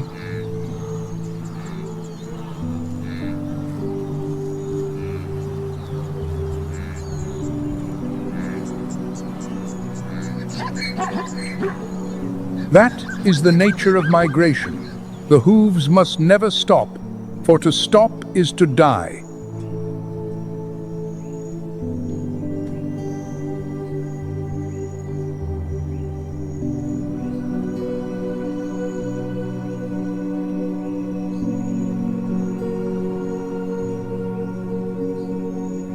But the Serengeti is only one piece of the African canvas.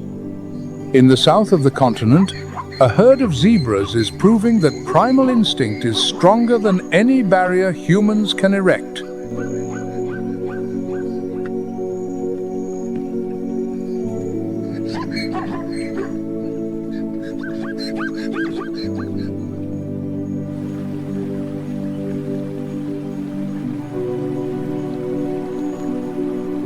In 2012, GPS tracking devices fitted to zebras confirmed what scientists had long suspected.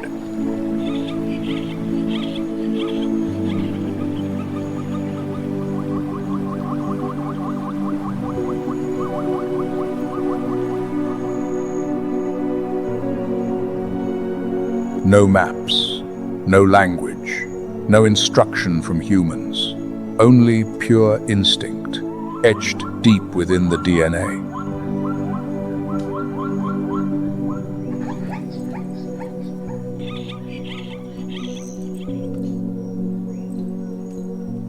But veterinary fences erected by humans blocked this migration for decades.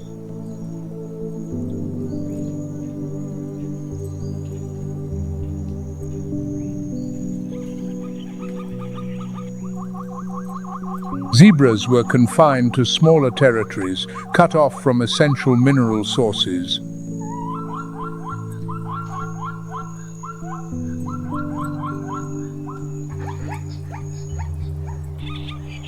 Thousands of zebras perished from malnutrition during drought years, not from predators, but from barbed wire.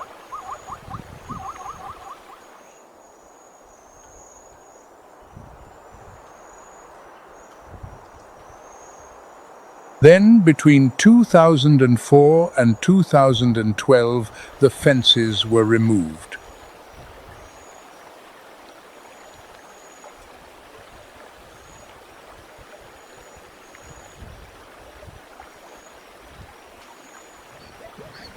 And something astonishing happened. Zebras resumed migrating in the very first season. An instinct dormant for decades awakened instantly, no learning, no guidance, no previous generation to lead the way.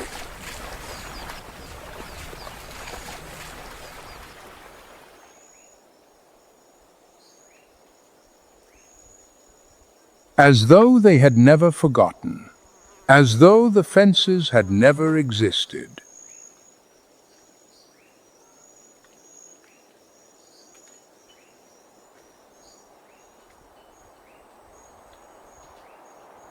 But along this migration route, danger still lurks.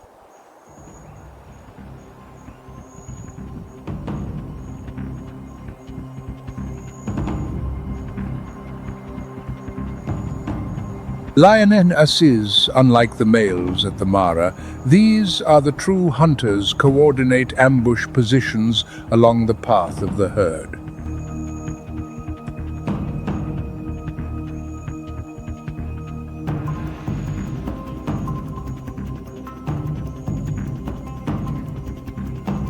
They know the routes.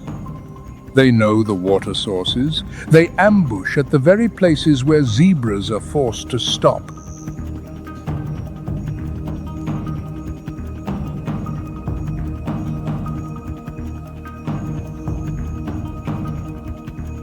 And the leopard, at just 130 pounds, far smaller than a lion, possesses a capability no other big cat can match.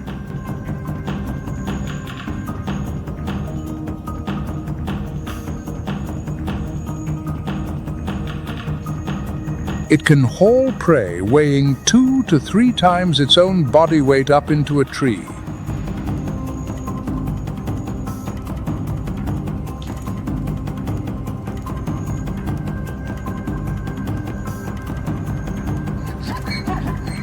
An adult zebra weighs over 600 pounds.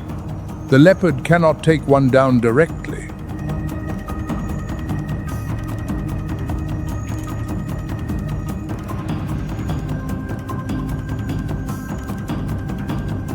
But young foals, injured stragglers, those separated from the herd, those are the targets.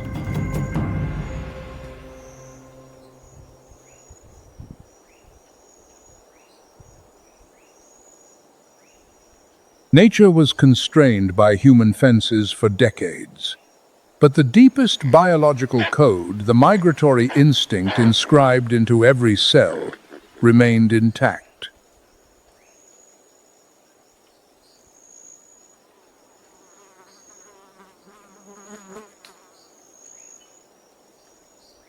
Africa, from the Serengeti to Botswana, is where migration is written in blood upon every footfall.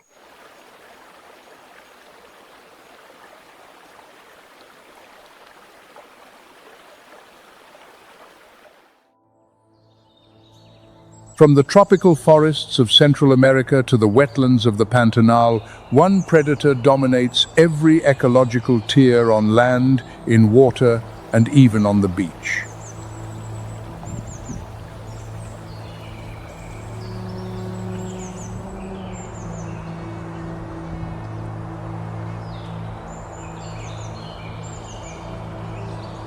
The jaguar, the strongest bite force of any big cat relative to body size, surpassing both lion and tiger.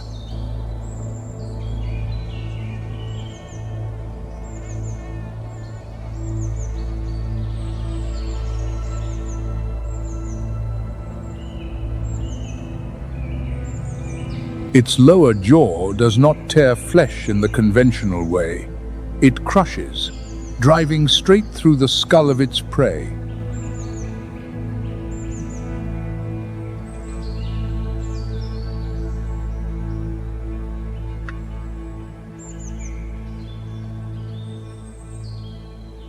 This is the only big cat that regularly includes reptiles as a primary part of its diet, and not small reptiles.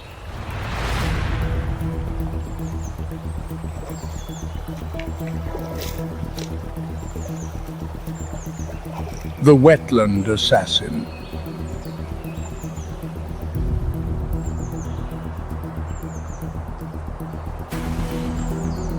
In the Pantanal, the largest wetland on Earth, the jaguar moves silently along the riverbank, golden eyes tracking each caiman basking on the mudflat.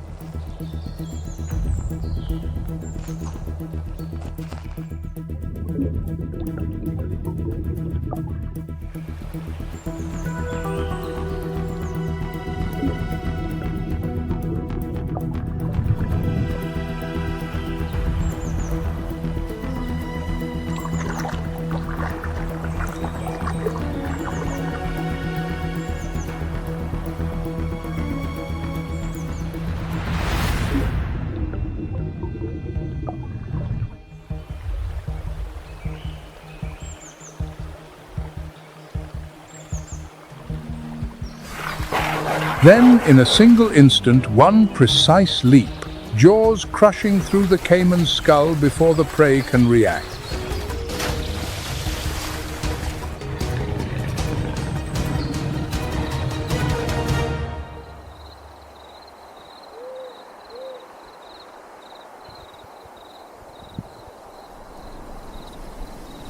Along the Central American coast, jaguars have developed a hunting skill found nowhere else.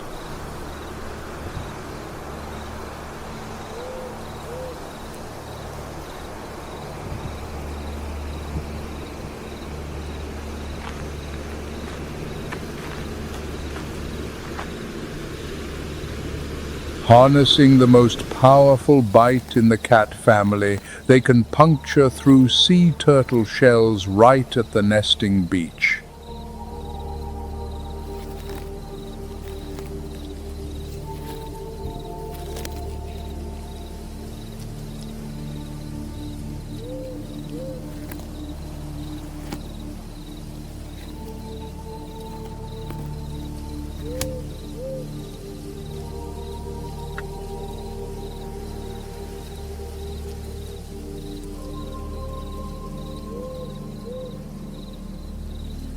But the story holds an unexpected paradox.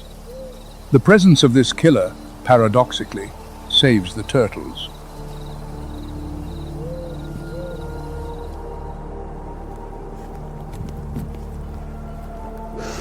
Jaguars drive covetous, notorious nest raiders away from the sandy shores.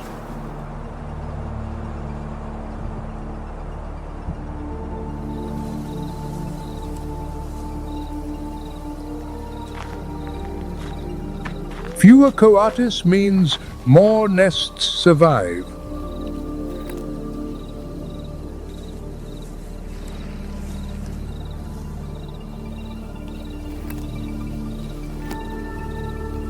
A predator protecting the future offspring of its own prey, and inadvertently safeguarding the very species it hunts.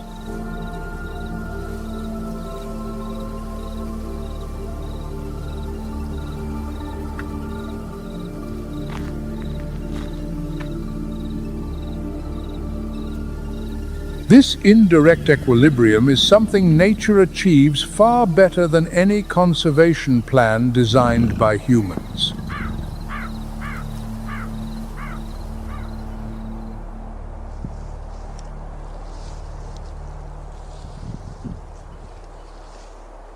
Yet only around 64,000 jaguars remain in the wild. The IUCN classifies them as near threatened.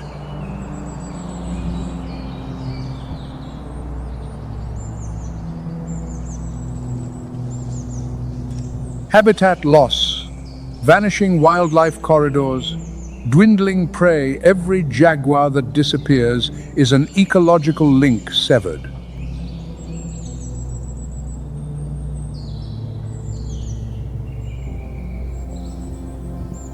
And the paradox deepens. Protecting the jaguar also means protecting sea turtles.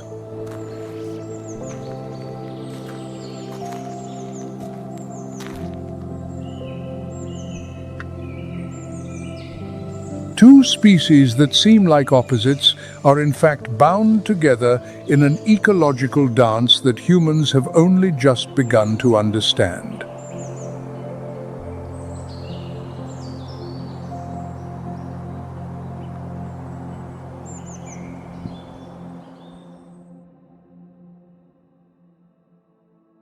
The ocean covers 70% of the planet's surface.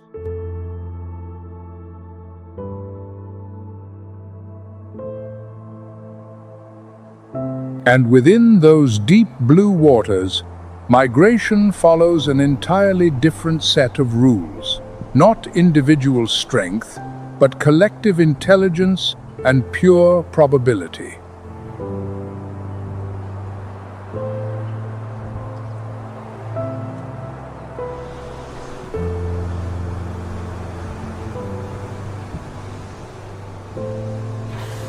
Killer whales, orcas, are not whales at all. They are the largest dolphins on Earth, and perhaps the most intelligent ocean predator the seas have ever witnessed.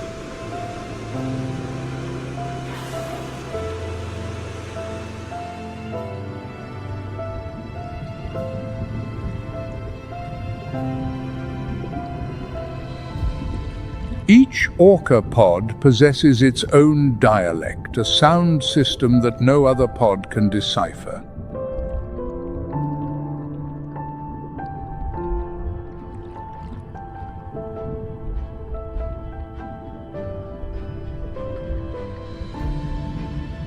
They pass hunting techniques down through generations, creating what scientists call culture, a concept once reserved solely for humans.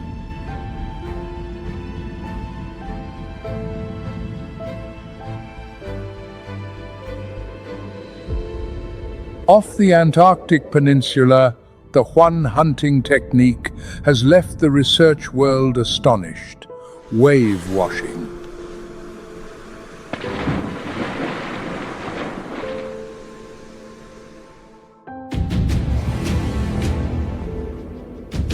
The target, a Weddell seal lying on a drifting ice floe, believing itself safe.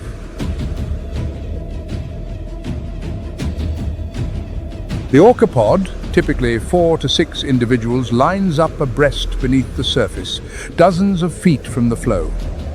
Then, in unison, they charge at full speed.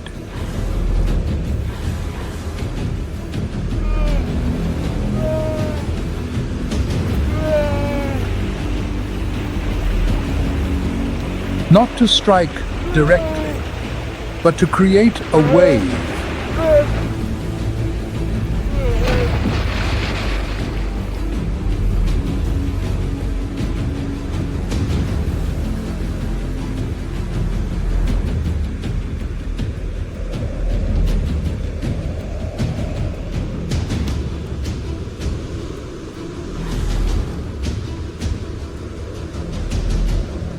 A massive wall of water crashes over the ice floe, tilting it, fracturing it, and sweeping the prey into the sea.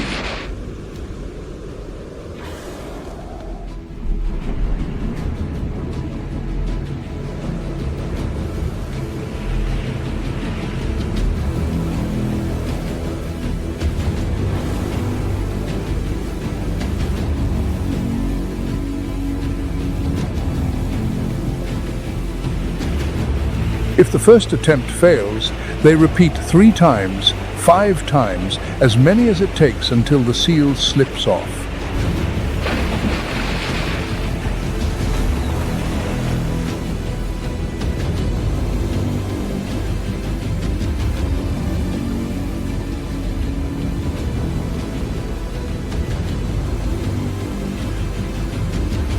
This is not blind instinct. This is a tactic that is calculated.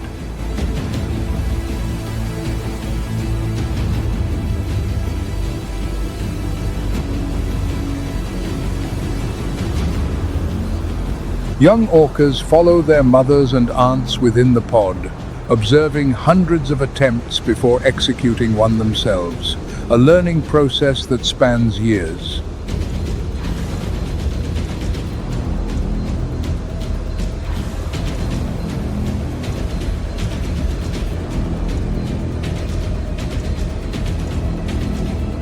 Using coordinated tactics and memorized migration routes to set ambushes, the orca is the only ocean predator capable of planning weeks in advance.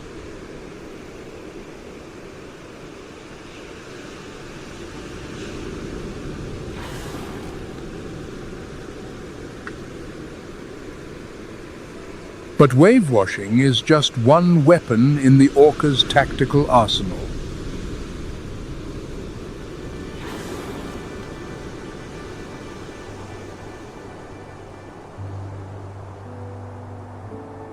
In the waters off Western Australia, a far more brutal ambush is underway. The target is not a seal, but a humpback whale calf.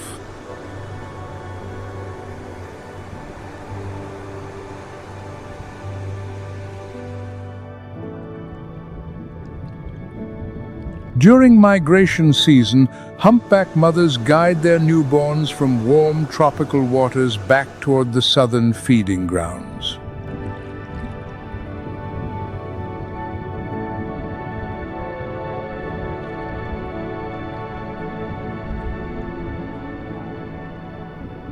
The calves are only weeks old, slow, fragile, and entirely dependent on their mothers.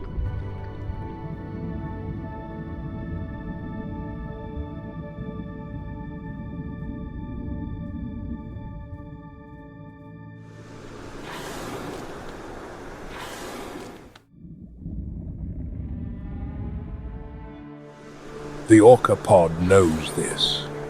They memorize migration routes and stage ambushes at the very points where whale mothers are forced to pass.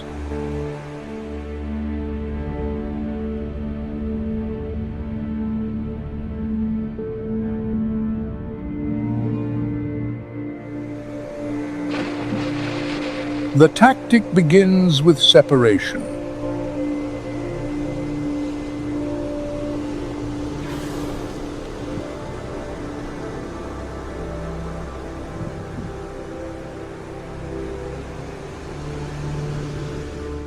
One group of orcas uses their bodies to block the humpback mother, while the remaining group surrounds the calf and takes turns pressing down on its blowhole.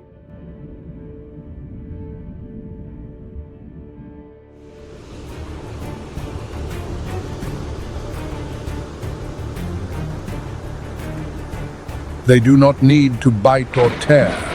They simply hold the calf beneath the surface long enough to cause drowning.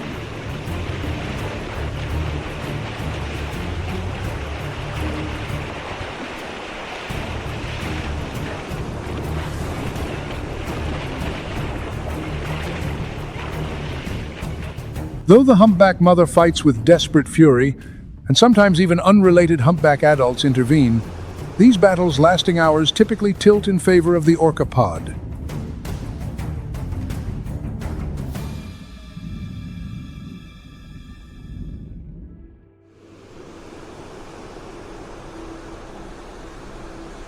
It is the ocean's most ruthless moment, when collective intelligence crushes the brute strength of an individual.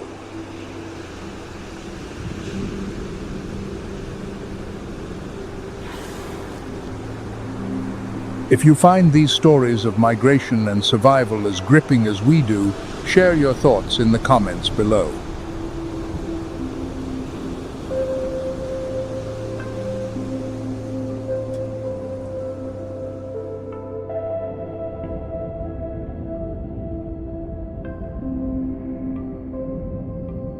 But orca intelligence is only one chapter in the ocean's book. Off the coast of South Africa, an event of staggering biological scale is about to erupt.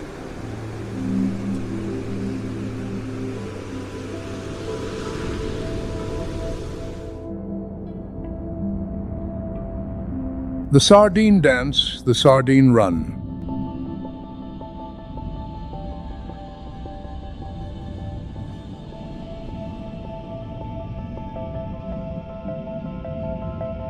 Billions of sardines stream along the eastern coast of South Africa, riding the cold currents, creating one of the most spectacular biological events on the planet.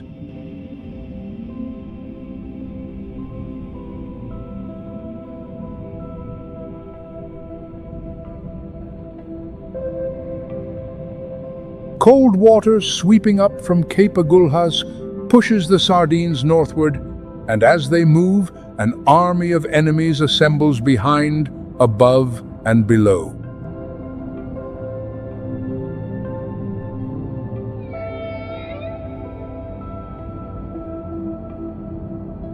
This is not a hunt. This is a symphony. Each predator species plays a different instrument, and the prey is the melody.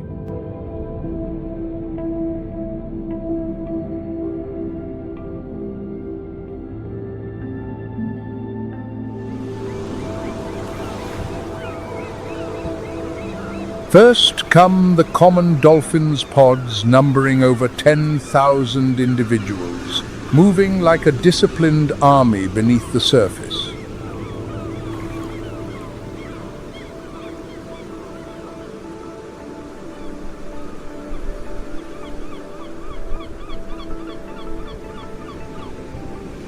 Their echolocation system allows dolphins to see through murky water, each click bouncing back, to paint a precise three-dimensional map of the sardine shoal ahead.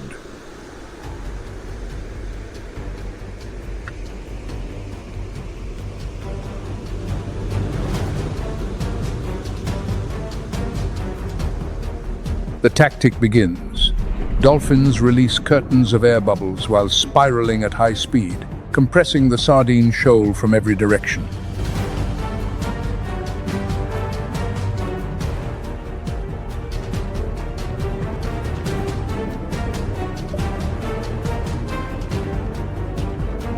Billions of sardines are squeezed into a single enormous spinning sphere, a bait ball, the final defensive structure when there is nowhere left to flee.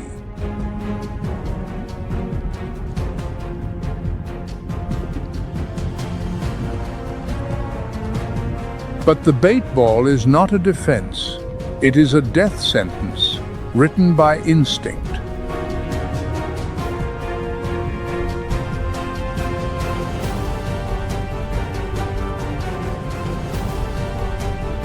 The dolphins do not charge in recklessly.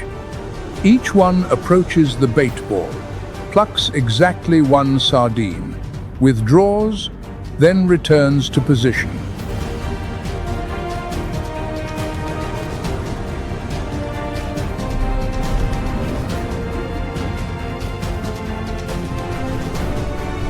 Absolute discipline.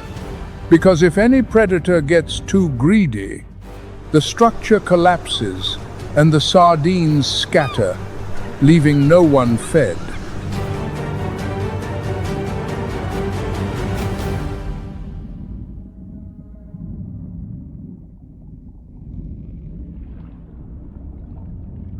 This is the paradox of the sardine run. The predator must restrain its own instinct to keep the food source alive long enough for all.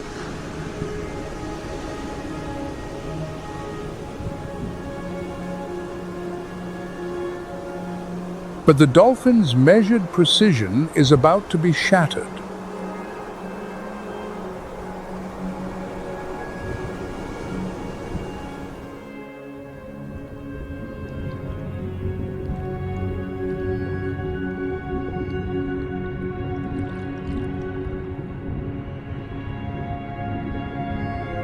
A dark silhouette appears from the deep.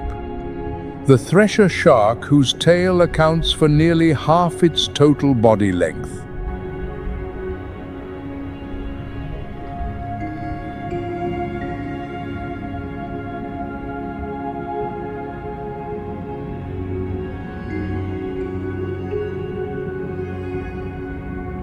The tail is the weapon, not teeth, not jaws, but a whip-like tail driven by the most powerful muscles in its body.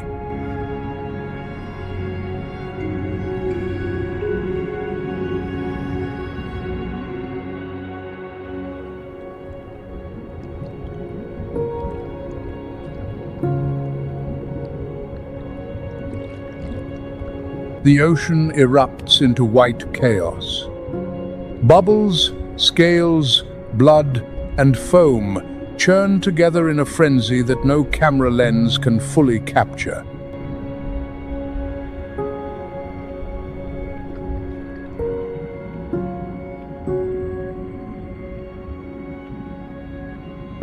But the final blow has not yet landed.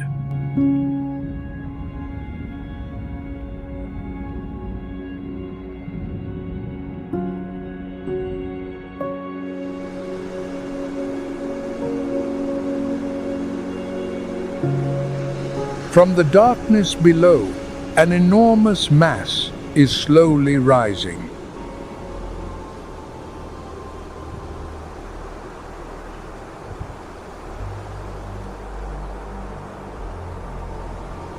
A bride's whale 46 feet long, dozens of tons in weight, has been waiting all this time.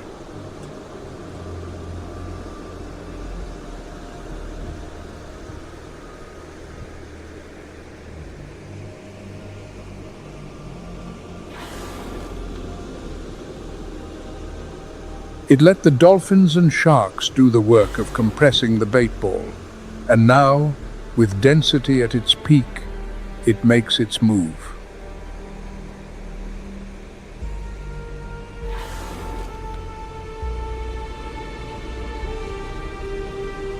The bride's whale is in no rush.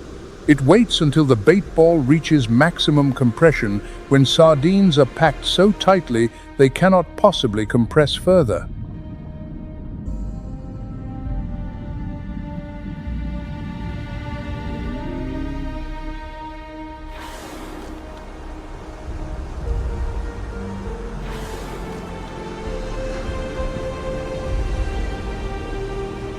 Then it surges upward, a single lunge-feed mouth gaping open like a cavern, thousands of gallons of seawater and thousands of sardines swallowed in one breath.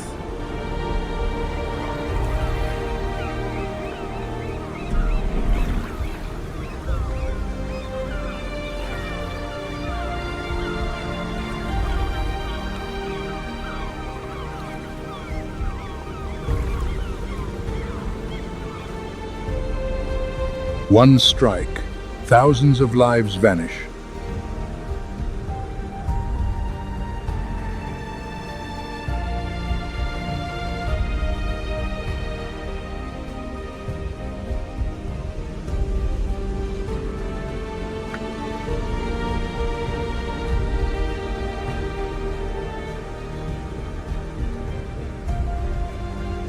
The bait ball disintegrates completely.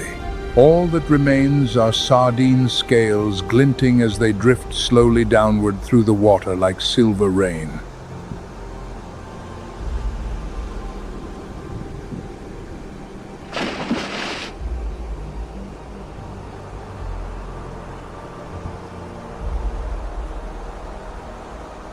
And then silence returns.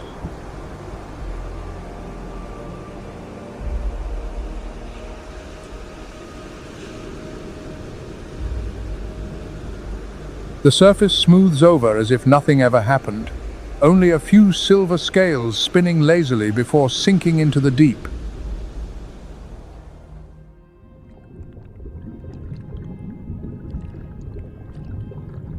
The surviving sardines regroup, restructure their shoal, and continue moving northward. Instinct does not permit a halt, not even after catastrophe.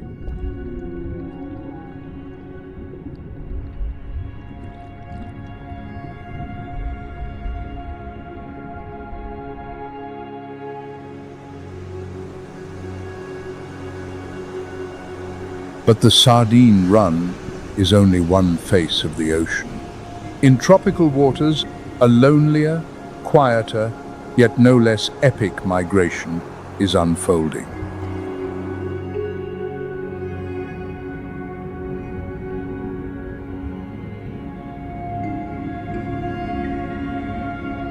The journey of the sea turtle.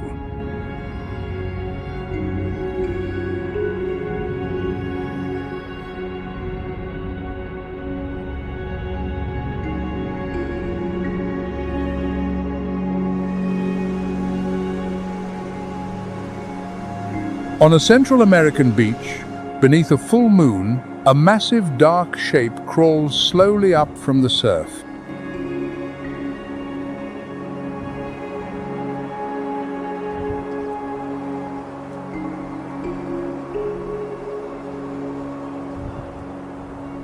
A mother sea turtle, after a solitary odyssey of over 2,000 miles across open ocean, has returned to the very beach where she hatched decades ago.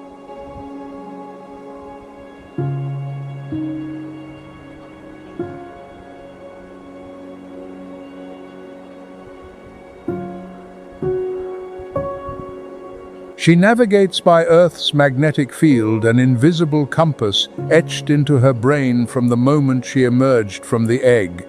Thousands of miles of ocean, and she still finds the exact beach.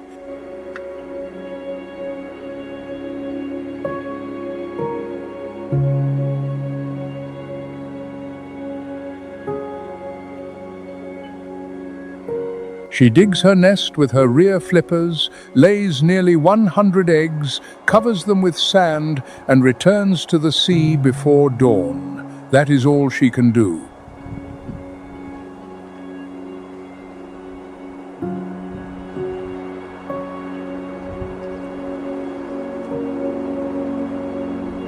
The rest belongs to probability and temperature.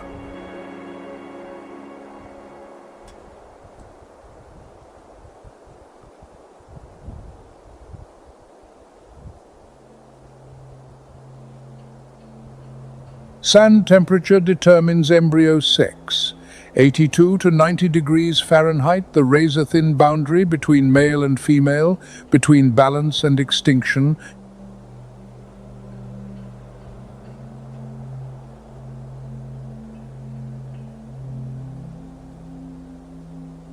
As the climate warms, the ratio of females climbs to dangerous levels.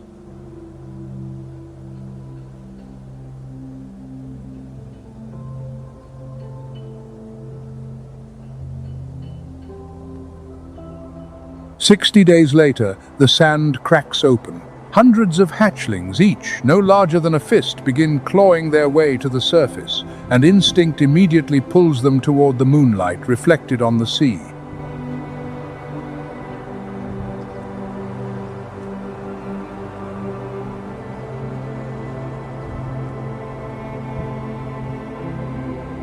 But the true gamble starts here. Out of every 1,000 hatchlings, only one survives to adulthood.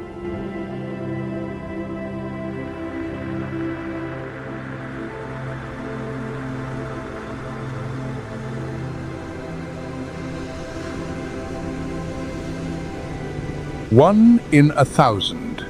That is not a probability, that is nearly a miracle.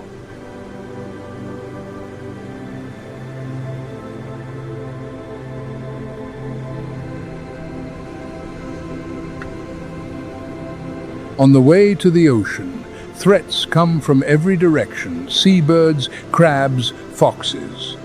But offshore, what awaits is far more formidable.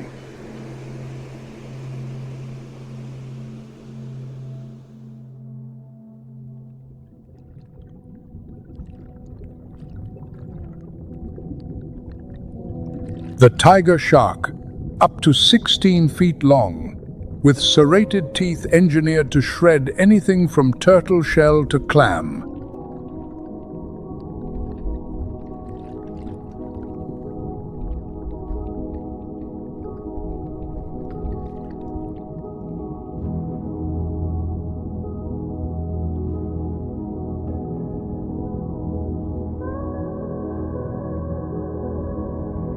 Marine biologists have dubbed them the ocean's most indiscriminate feeders because tiger shark stomachs have been found to contain everything from license plates to paint cans.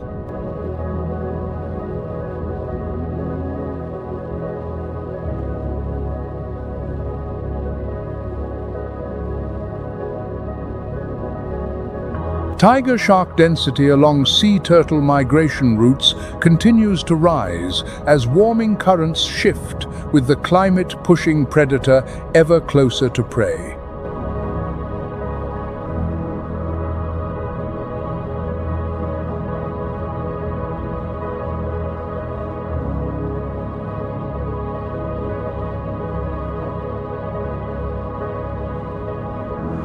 Crossing 2,000 miles of open ocean, evading the razor-edged jaws of tiger sharks to return to the beach of one's birth.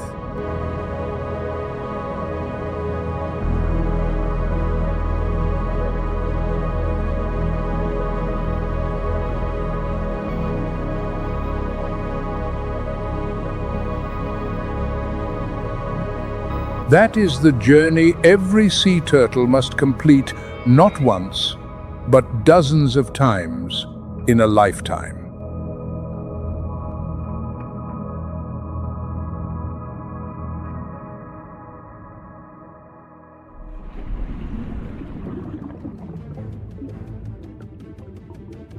A direct confrontation. Tiger shark jaws, overwhelming bite force. Self-sharpening serrated teeth against turtle shell, the densest keratin armor in the reptile world.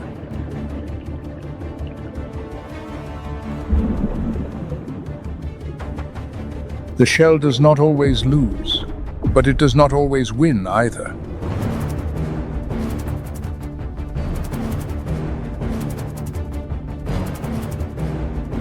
The ocean holds no mercy, but it holds no injustice.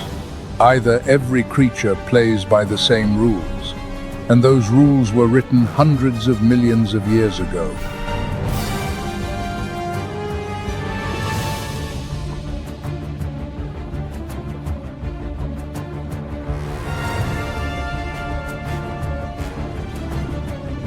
For that is the law.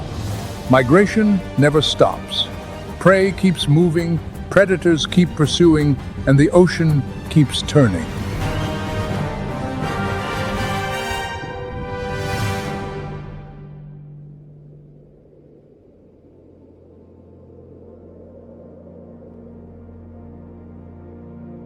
And as we leave the vast ocean and turn toward the frozen north, the migration there stretches longer, colder, harsher, and is being reshaped by the invisible hand of climate.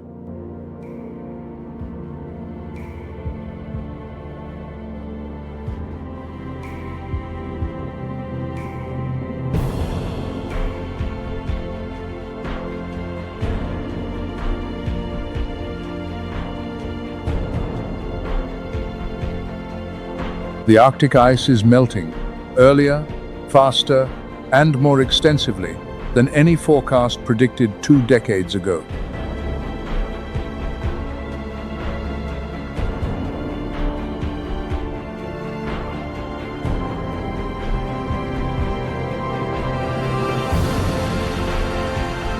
The seal hunting season on the ice grows shorter every year. Polar bears are thinner, weaker, and more desperate.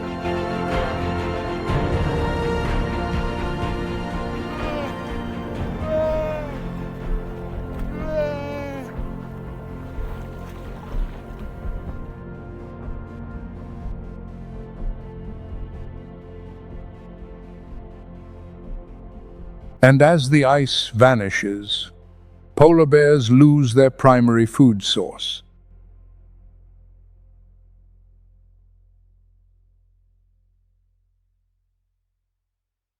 For the first time in recorded history, they are abandoning their frozen domain, moving onto land, and beginning to hunt caribou.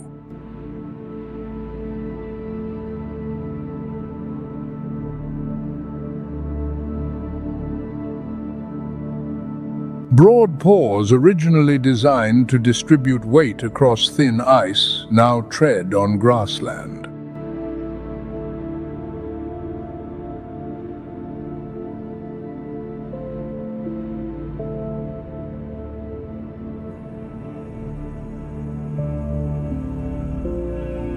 A predator that evolved to hunt seals is now learning to hunt caribou, behavior never documented before the 21st century.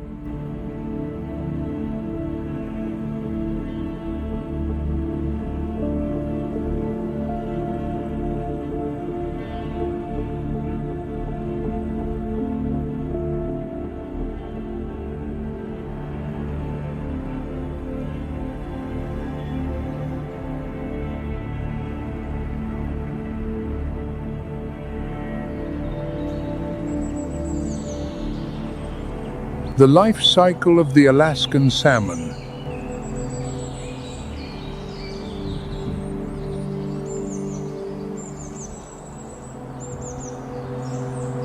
And in Alaska, the final migration of the far north unfolds in a way no other migration can match.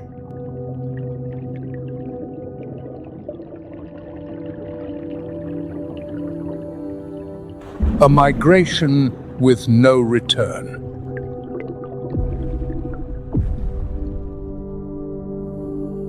Pacific salmon, born in rivers, raised in the ocean, and returning to the very stream where they hatched to spawn one final time.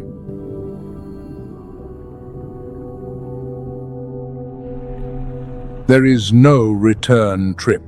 There is no second journey. Every salmon knows this is the only time.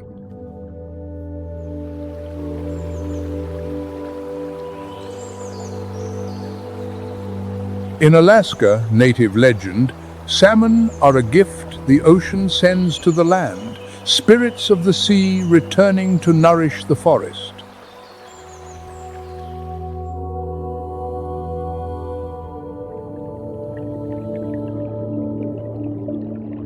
Modern science affirms the legend is not wrong.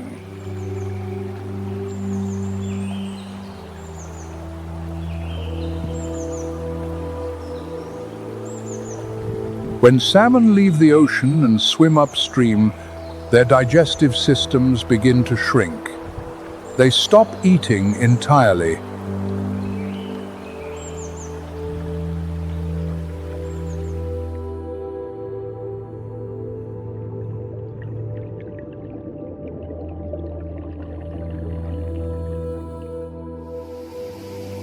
The body cannibalizes itself. From within, skin turns blood red, flesh softens, bones grow brittle even as they continue swimming, continue fighting the raging current.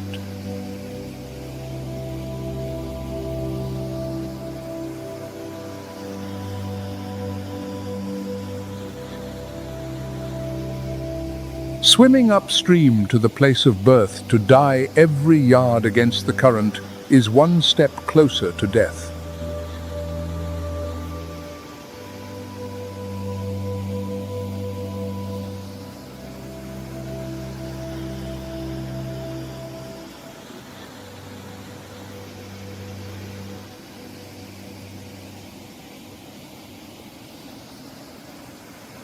But also one step closer to the only purpose that remains, to spawn.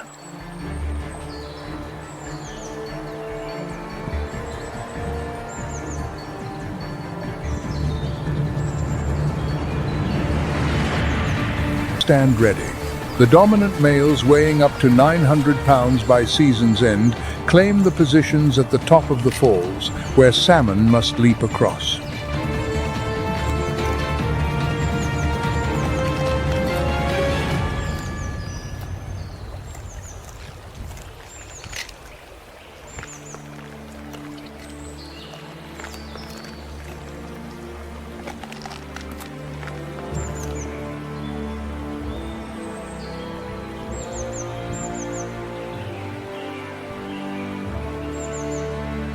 They practice what biologists call high grading, selecting only the choicest parts eating only the brain, skin, and subcutaneous fat, the most calorie-dense portions, then discarding the rest into the river.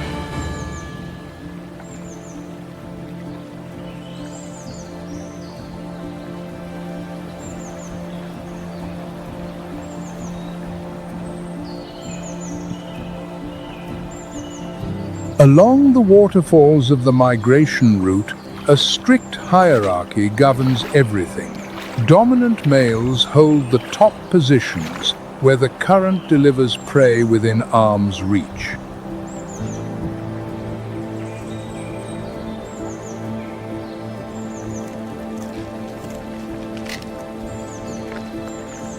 Mothers with cubs must wait below, scavenging whatever remains.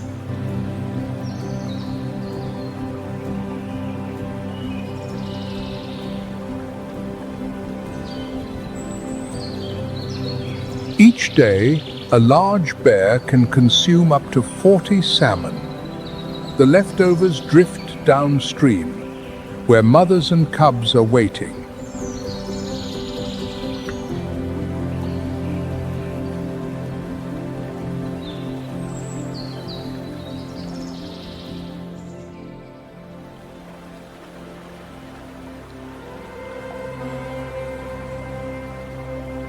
Each autumn, wolves shift from hunting deer to catching salmon.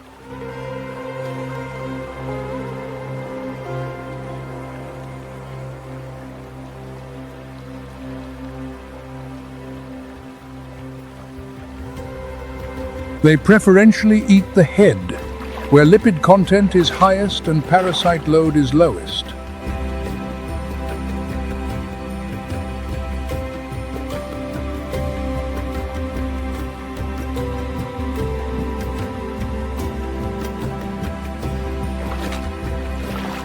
Carbon and nitrogen isotope analysis of wolf tissue confirms nutrients from the ocean persist within the wolf's body, proof that the sea feeds the forest through salmon, through predators.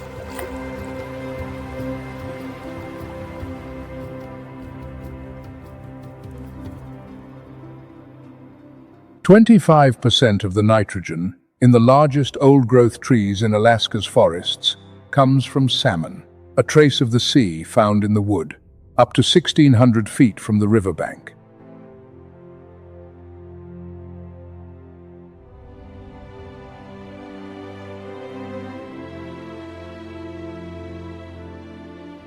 The sea sustains the river nourishes the forest.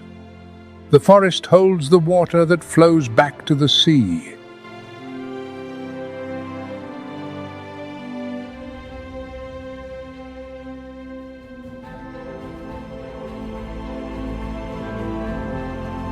A cycle with no beginning and no end, only life flowing from one form into another.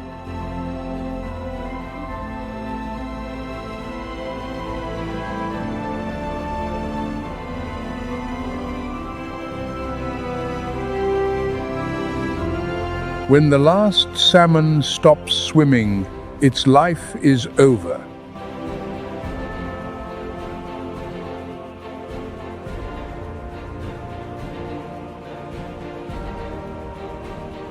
But its ecological imprint endures in every growth ring of Alaska's forests, in every drop of water that trickles back to the sea.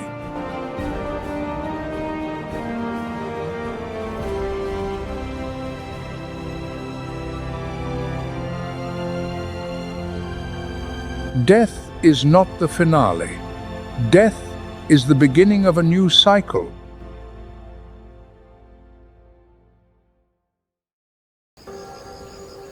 In the distance, where limestone ridges block the view, another massive silhouette moves slowly into frame.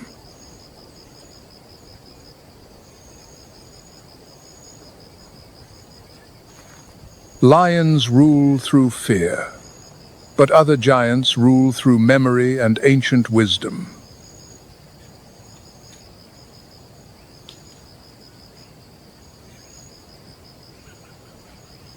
An invisible transfer of power is unfolding as the scorching sun begins to angle toward the horizon.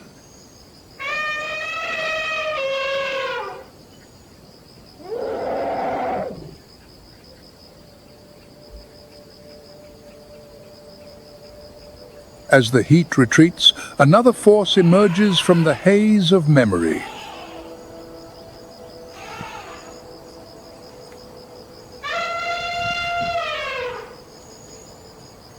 These are the gentle giants, keepers of time's map, and the deepest secrets of water.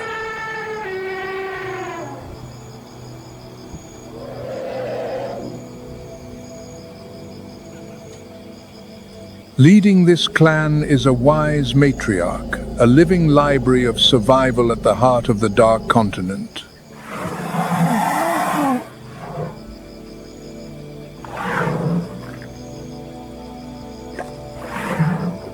Her experience, accumulated over decades, is not merely a gift but a life-saving map for every member of the herd.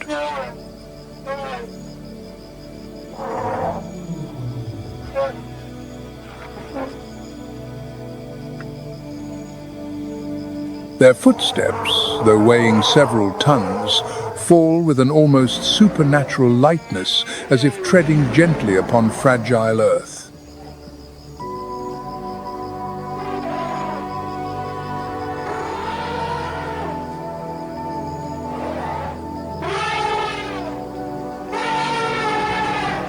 The trunk, with its intricate network of over 40,000 muscle fascicles, is a marvel of natural engineering, powerful enough to topple a full-grown tree, yet delicate enough to pluck a single blade of grass.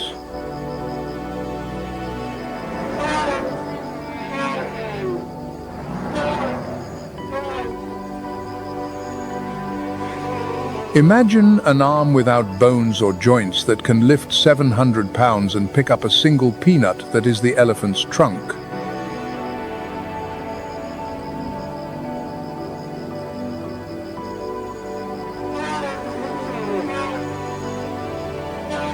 Beneath their thick, wrinkled skin lies a sophisticated thermoregulation system that helps them endure temperatures exceeding 100 degrees Fahrenheit.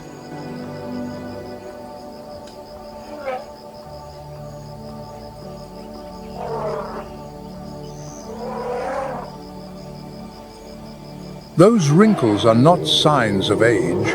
They are cooling channels that retain moisture and dissipate heat 10 times more efficiently than smooth skin.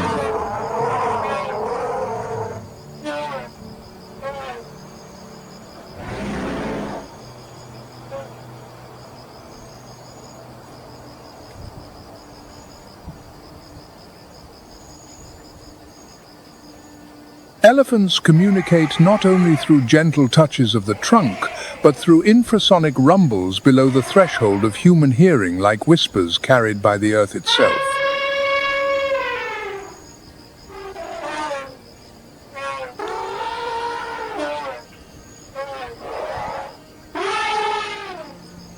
These deep, resonant calls travel up to 6 miles across the ground, creating a vast, invisible social network.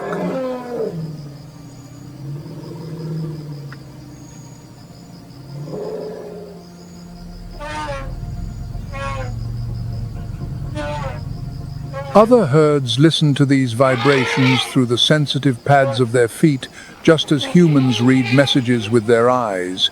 Elephants read signals through bone.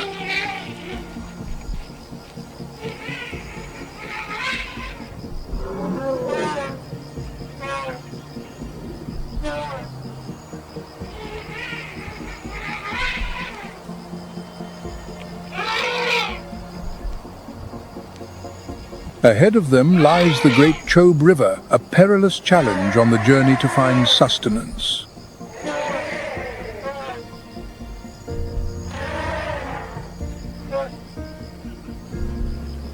The matriarch pauses at the water's edge, using her sensitive trunk to probe the currents and gauge the depth.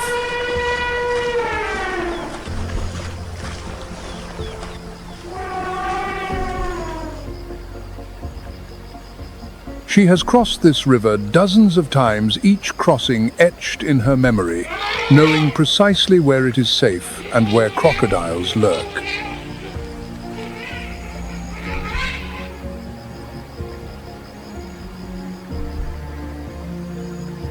The safety of the calves is the absolute priority as the herd slowly wades into the churning current.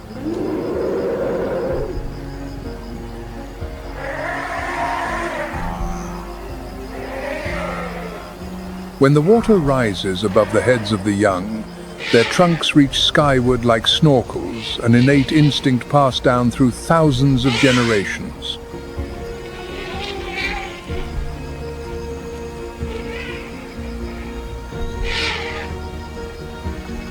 A full-grown elephant needs up to 50 gallons of water each day. The reason: the search for water is always a matter of life and death.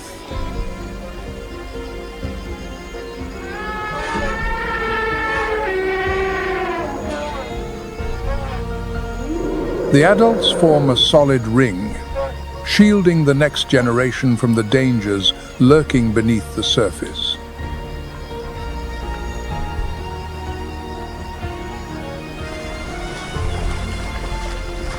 The unity of this clan is its supreme weapon, an invisible force that carries them through every hardship.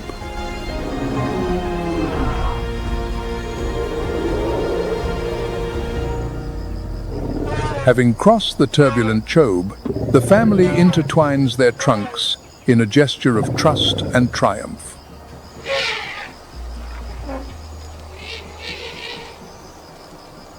It is a declaration that unity is an unbreakable bond among these magnificent beings.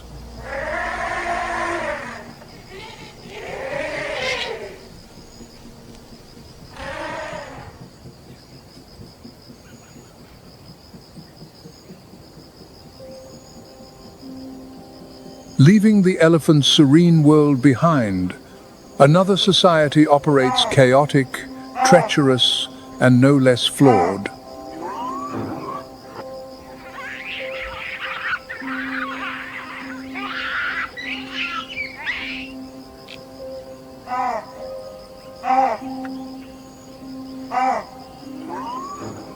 Baboons, the shrewd inhabitants of the cliff faces, possess the most complex and ruthless political system on the plains.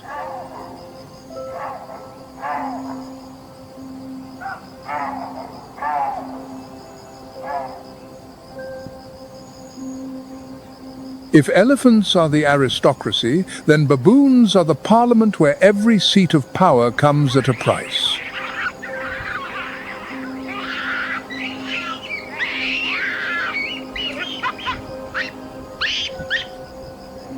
Here, status is never permanent. It must be seized and defended with strength and daring.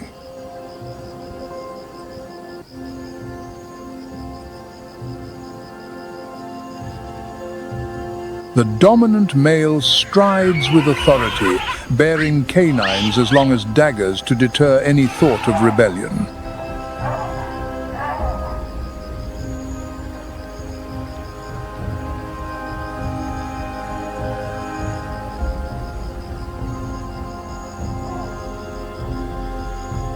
With dozens of distinct vocalizations, they have built a sophisticated language, every shriek, every bark carrying a specific message.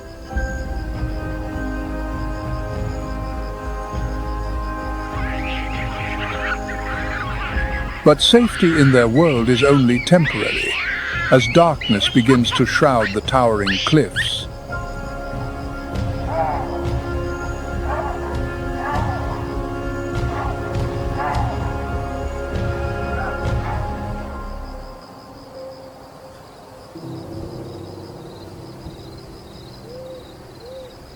In the silent chaos of the dark night, an exhausted young elephant has inadvertently fallen behind the clan.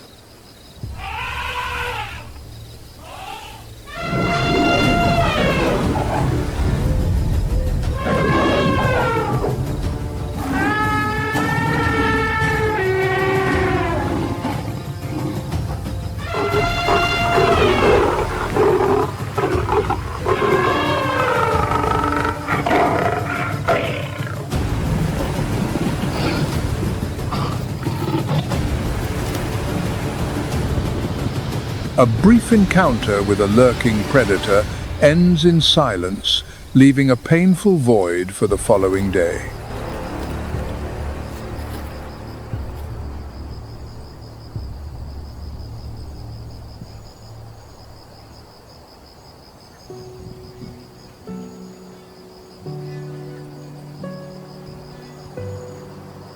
Dawn carries with it a haunting morning ritual.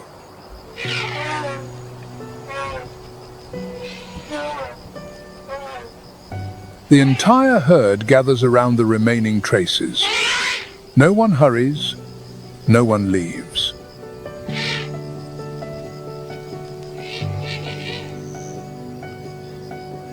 They gently touch the ground with their trunks, a quiet farewell to a fallen companion.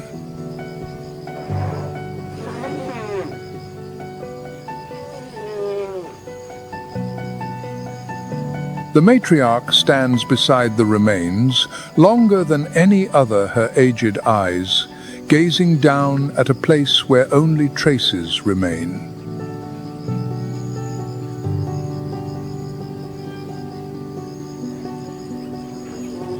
Scientists have documented elephants returning to visit the bones of deceased herd members years later, a behavior that science has yet to fully explain.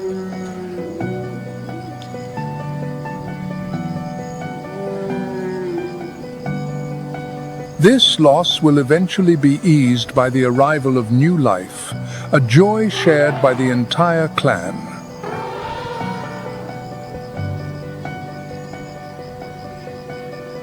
Tiny, inquisitive trunks explore a new world, learning the language of tenderness and strength under a watchful guardian.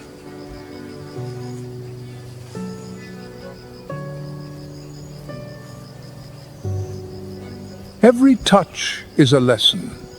Every vibration is a memory.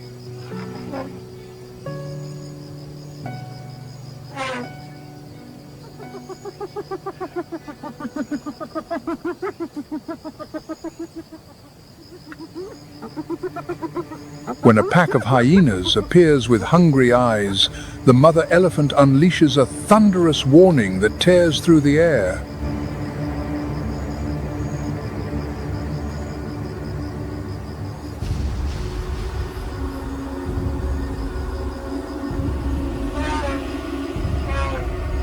The herd swiftly forms a living fortress, an impenetrable wall shielding the smallest member.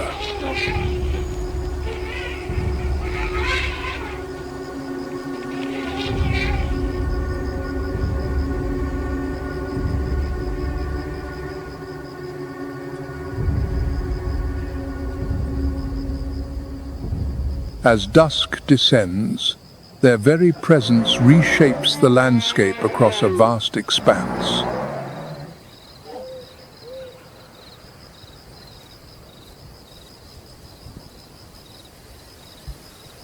By toppling trees and opening clearings for new grass to grow, they are the ecosystem's engineers maintaining the heartbeat of the entire land.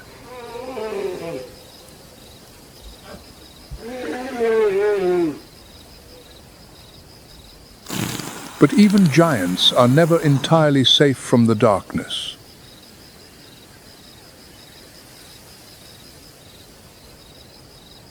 A strange scent drifts on the wind, a signal to move, not a signal of safety.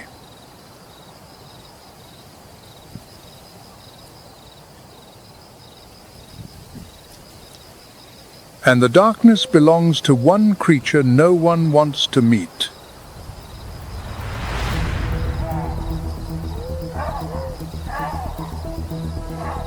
High above the sheer cliff faces, the baboon society faces its own brutal trial in the night.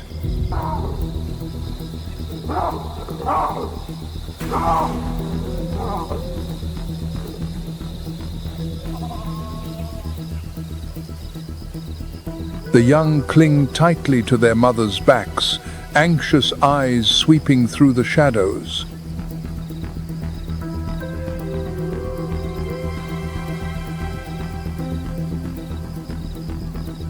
A leopard conceals itself among the foliage, its golden eyes glowing like two burning amber stones locked onto an exposed target.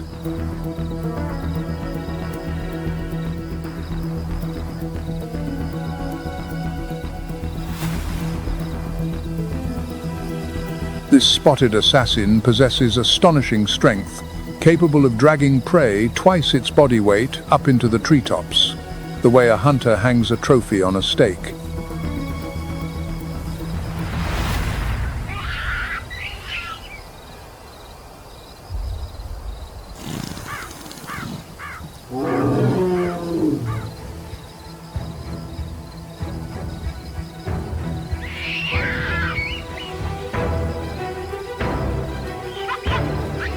A strike, a blink, over.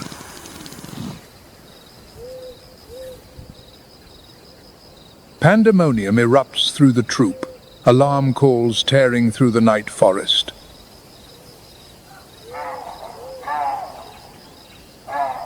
A network of collective intelligence activates each distinct sound carrying a specific meaning.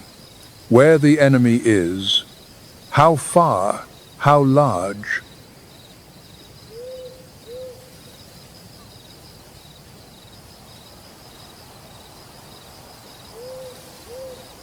The leopard carries its prize to the highest branch beyond the reach of any hyena, any lion.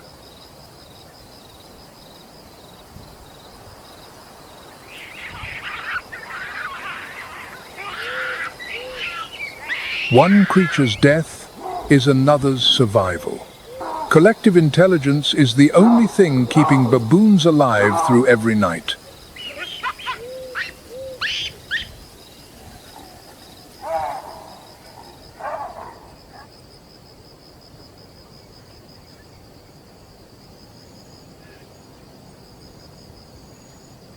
When the scorching sun returns, it brings another crisis. Water is vanishing.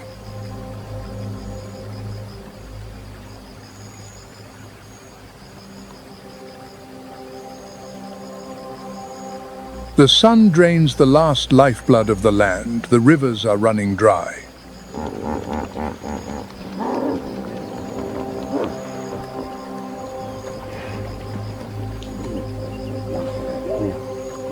The pungent stench of cracking mud spreads wide, the scent of desperation.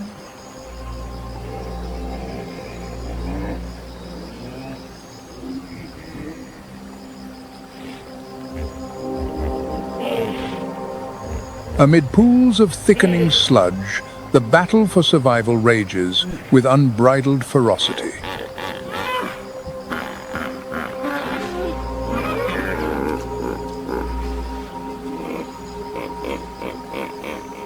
Hippopotamuses, those ill-tempered giants, are the undisputed lords of this amphibious realm.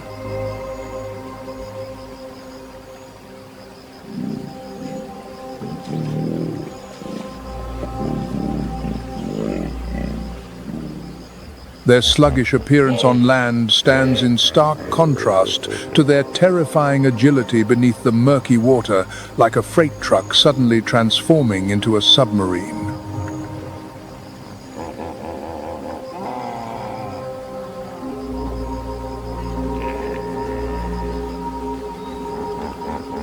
When territory is violated, they attack without hesitation, unleashing the full fury of a zealous guardian.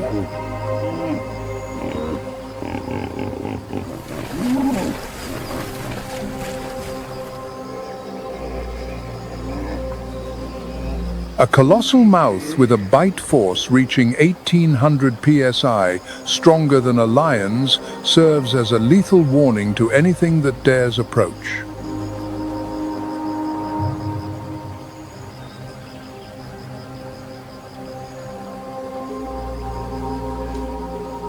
Weighing up to 4,000 pounds, the hippo is the third heaviest land mammal on the planet, surpassed only by elephants and rhinoceroses.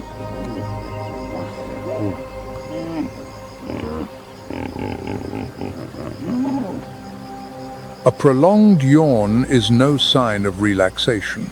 It is a display of power, a moment that reveals canines measuring up to 20 inches long.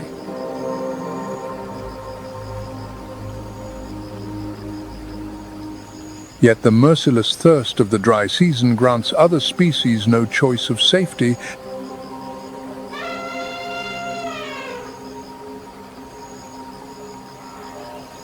It compels thousands of creatures to gamble with their lives for the last precious drops of water.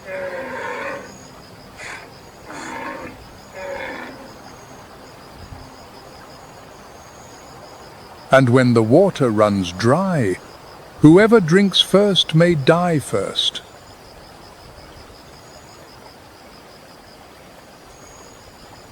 A herd of zebras approaches the water's edge with instinctive hesitation, their ears in constant rotation, scanning for the faintest disturbance.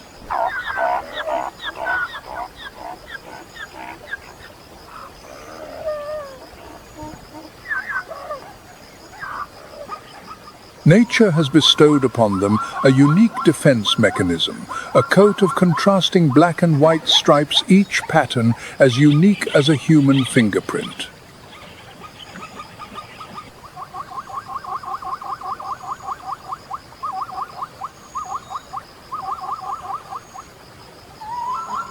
When moving together as a unified mass, these stripes create a peculiar optical illusion, an effect scientists call motion dazzle.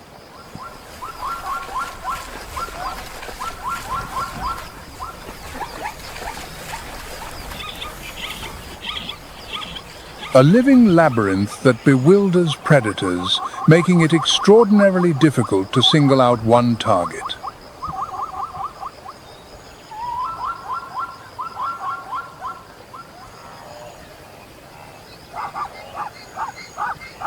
But beneath the water's mirror-still surface, ancient killers wait with infinite patience.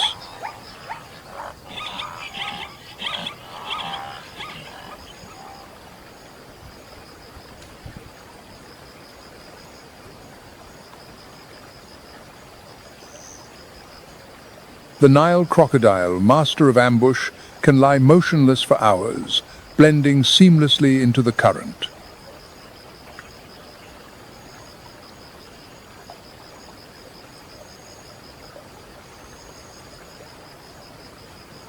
It requires no cheetah's speed, relying instead on supreme patience and a bite that crushes all resistance.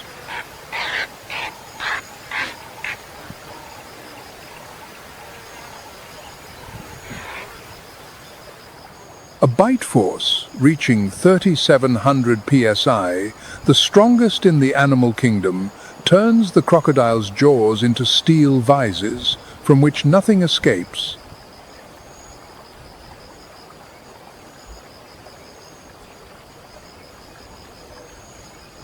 A species virtually unchanged for hundreds of millions of years, living proof that perfection needs no further evolution.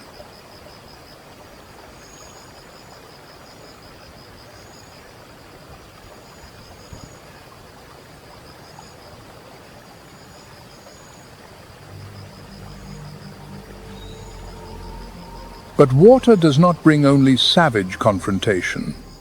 Elsewhere, it creates nature's most exquisite spectacle.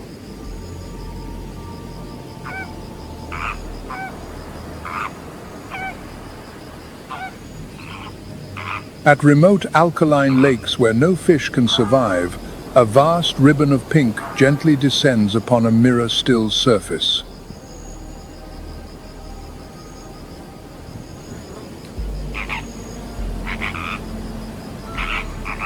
Flamingos, dancers of the sky, gather by the millions, transforming a dead lake bed into a living stage.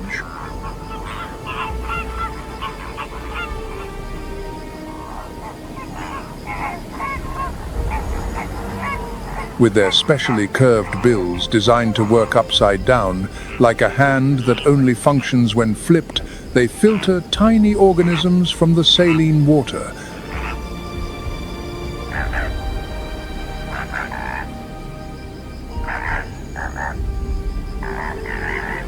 That vibrant pink plumage is not innate. It comes from carotenoid pigments in the algae and crustaceans they consume each day. You become what you eat, quite literally.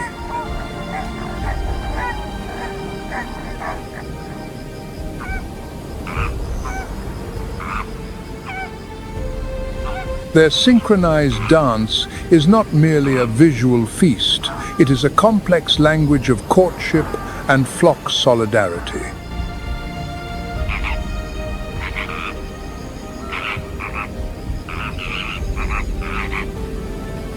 When tens of thousands of wings beat softly in unison, the air itself vibrates in a symphony of color and sound.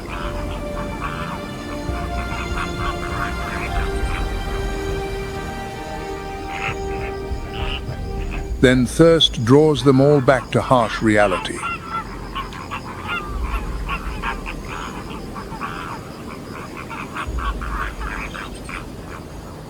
From the pink hues beneath the water, our lens rises gradually upward to the domain of Africa's most iconic living monuments.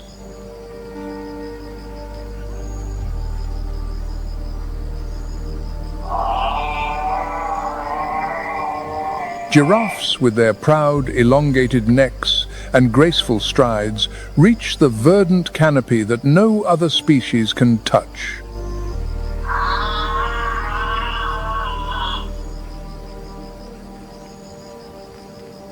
Calm, gentle in appearance, but never mistake elegance for weakness.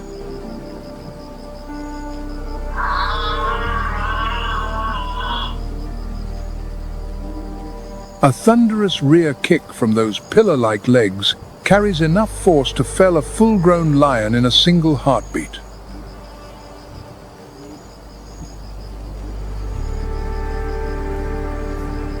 They can run at speeds of 35 miles per hour, fast enough to outpace most pursuers.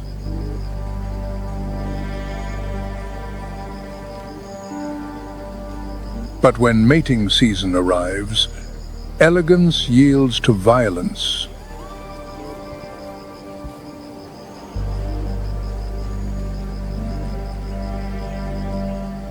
Those long necks become weapons, and what follows is one of the most dramatic contests on the grassland.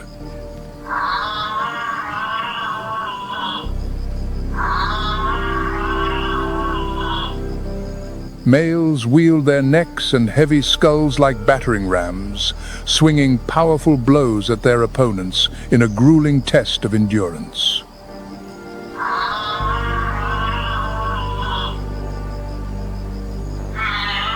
The dull thud of impact echoes like war drums. The victor claims the future of the bloodline.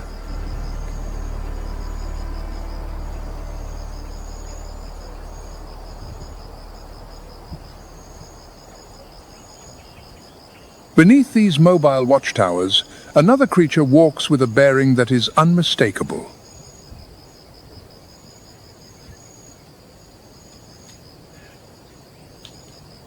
The Kori bustard, the heaviest flying bird on Earth, is the embodiment of poise and majesty amid the windswept grass.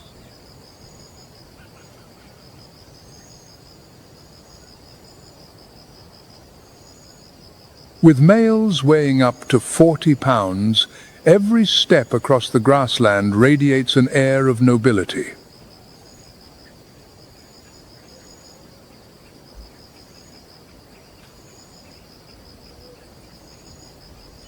During courtship, the male performs a spectacular display, inflating his throat to 4 times its normal size, forming a billowing white balloon.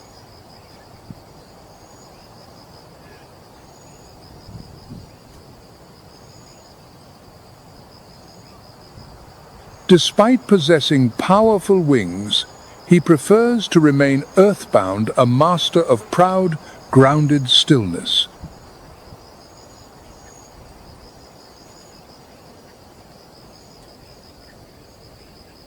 As the eagle's shadow still glides across the sky, another urgent rhythm rises from below.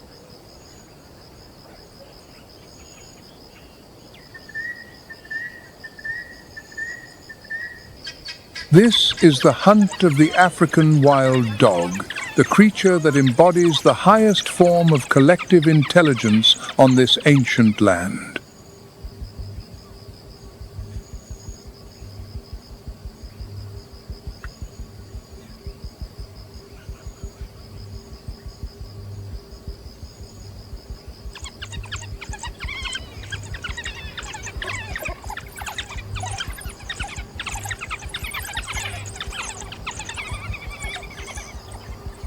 Without the brute force of a lion or the cold solitude of a leopard, their supreme weapon is teamwork.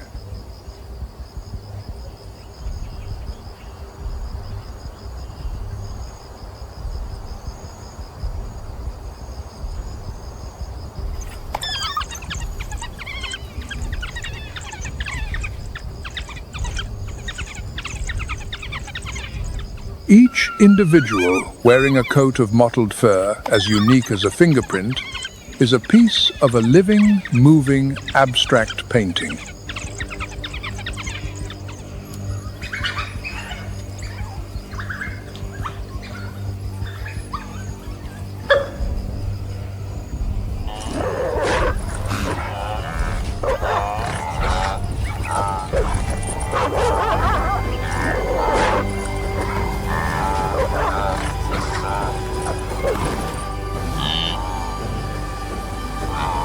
Their success rate reaches 60%, the highest of any large predator in Africa, double that of the lion.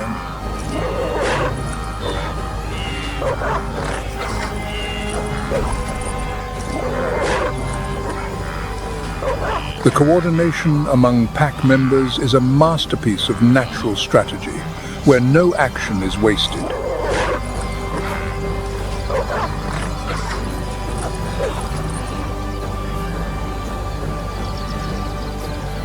When one dog tires, another seamlessly takes the lead, a perfect relay system requiring no signal.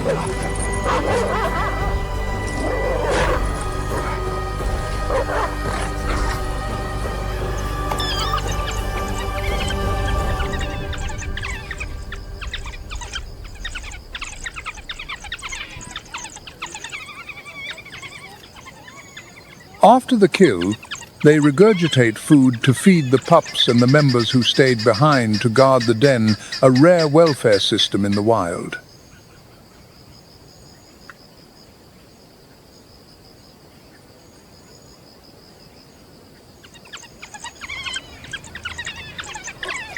In the world of the wild dog, cohesion is the strongest foundation for facing hunger and enemies alike.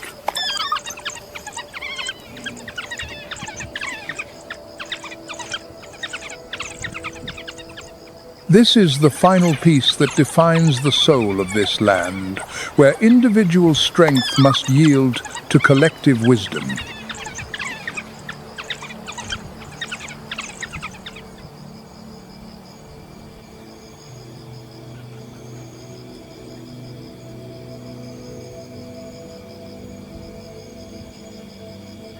With each passing day, a new battle begins. For the cycle of survival on the grassland has never paused.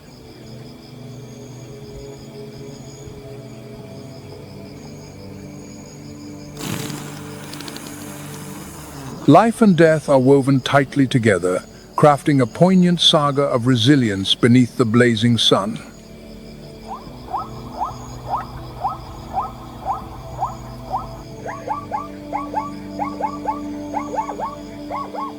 It is this very harshness that has forged ingenious survival strategies, where every creature is a perfect piece of Africa's ecological mosaic.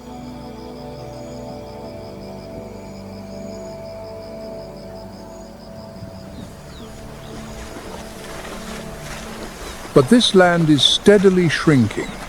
Climate change, human hands, and indifference.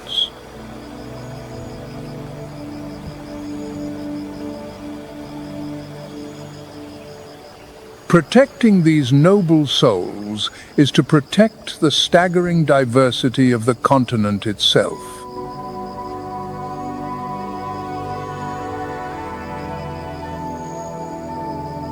Africa is home to more than 1,100 species of mammals, richer than any other continent on Earth.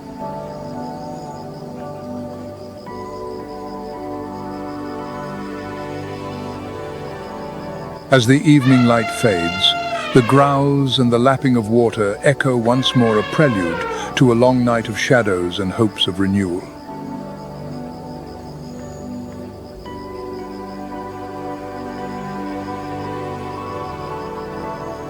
On this ancient land, every drop of water carries the breath of life, and every footstep engraves a memory of courage.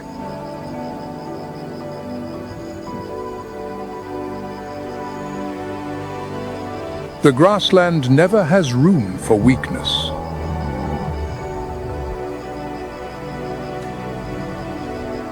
But it always opens its door to those who rise.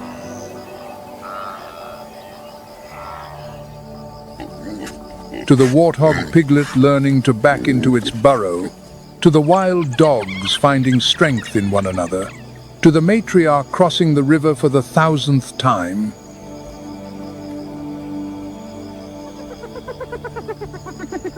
This is the legacy of the Dark Continent, where life never surrenders.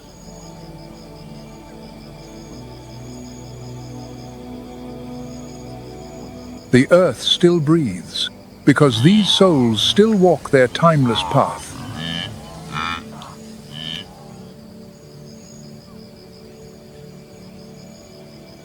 Thank you for joining Nature Moments. The natural world still holds countless stories waiting to be told. We will see you on the next journey. Dawn breaks over the African plains, draping a thin veil of mist across the golden grasses. At this hour, dappled shadows begin to stir.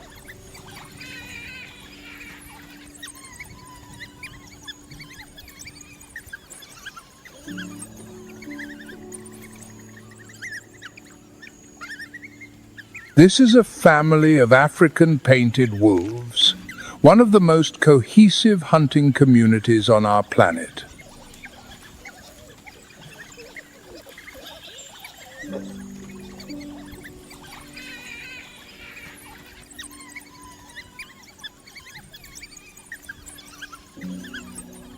They move in silence, yet without a hint of chaos.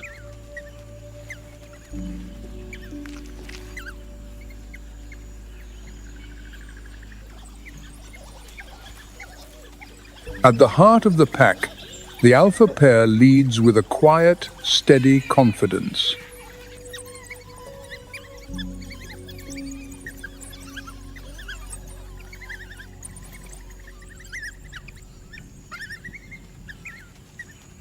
They are the leaders, the parents, the nucleus that maintains the rhythm of the entire community.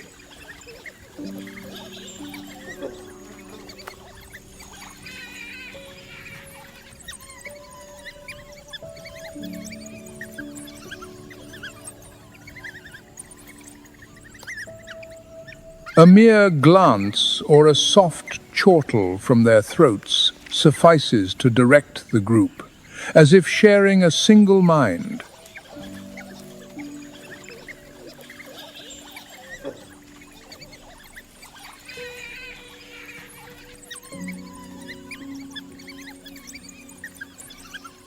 In this fragile wilderness, consensus is found not in roars,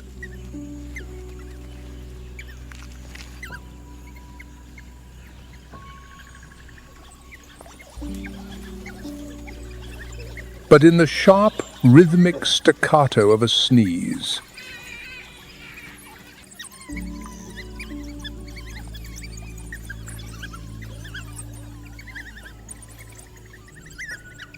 It is a primitive democracy. Only when enough voices join this audible choir does the pack move as one, driven by a collective will.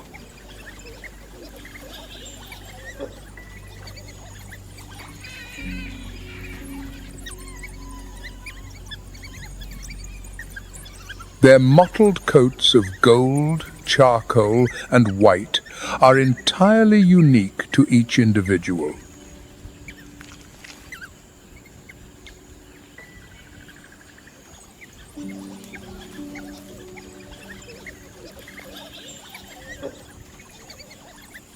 Each is a masterpiece of nature, painted with a purposeful yet spontaneous hand.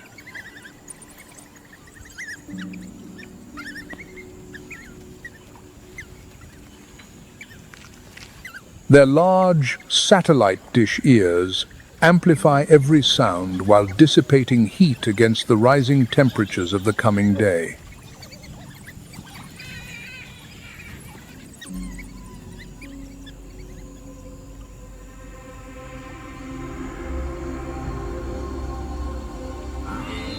As the sun climbs, the alpha pair halts at the distant fringes of the plain.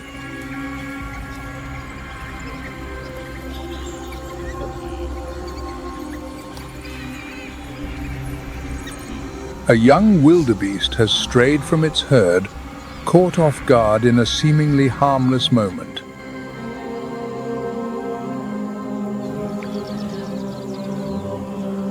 For a creature relying on an innate magnetic compass for navigation, isolation means losing both protection and direction.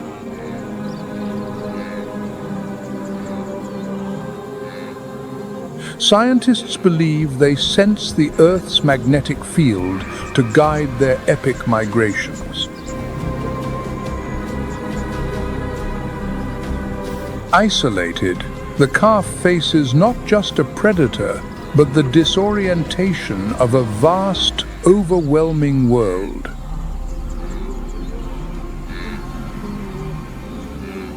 This is the opportunity, and the signal.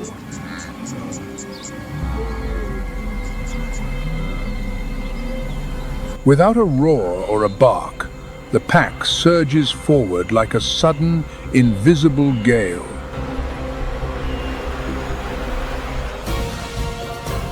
Their slender frames glide over the earth, kicking up columns of golden dust.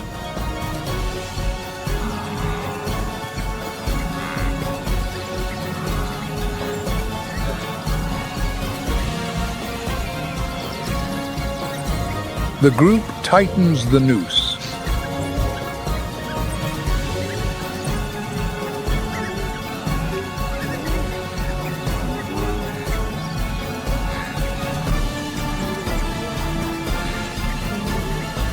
The pursuit is ended swiftly, efficiently, and with terrifying precision.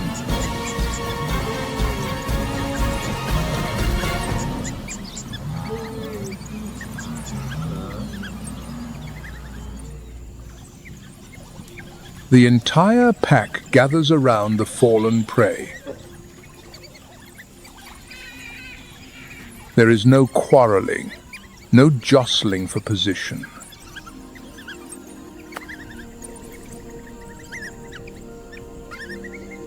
African painted wolves are among the few species that regard the sharing of food as sacred.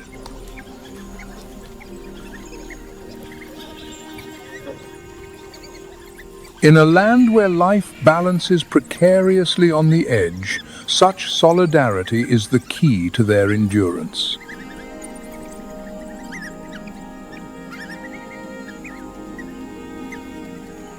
As the sun crowns the horizon, bathing their dappled fur in light, the group moves off quietly.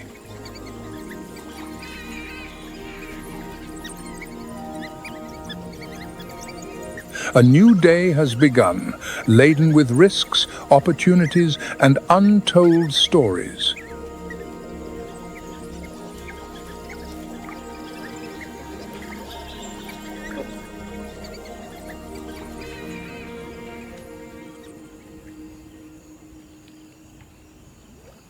At high noon, when the sun peaks and most predators seek the shade, the spotted hyena grows active.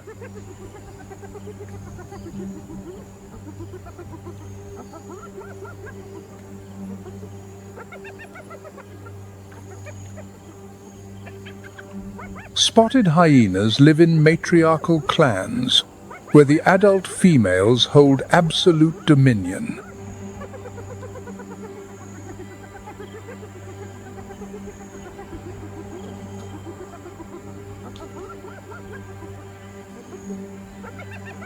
They coordinate brilliantly, employing calls, low growls, and even scent to communicate.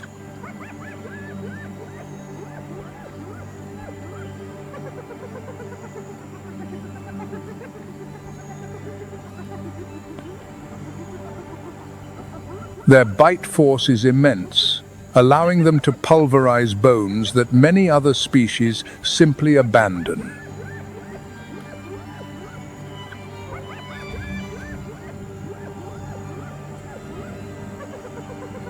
Consequently, they often loiter near the kills of others, even when the danger is significant.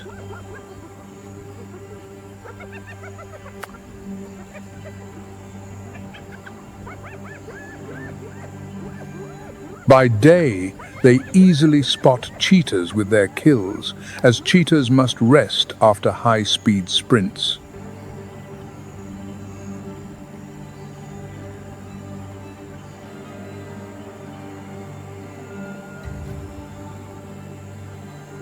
Even lions are not exempt from their persistence.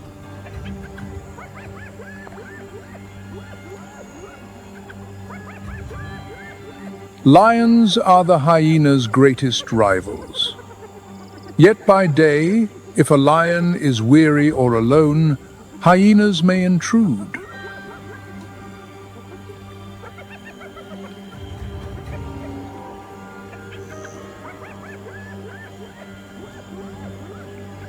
Spotted hyenas are far more than mere scavengers. They are formidable, highly organized hunters.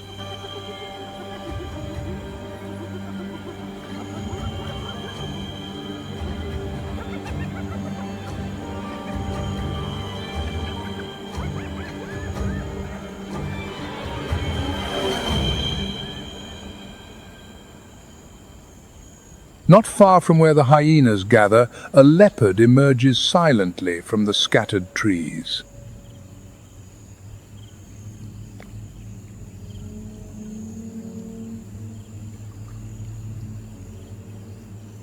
Unlike the cheetah or the lion, the leopard operates alone, relying on agility, climbing prowess, and explosive power.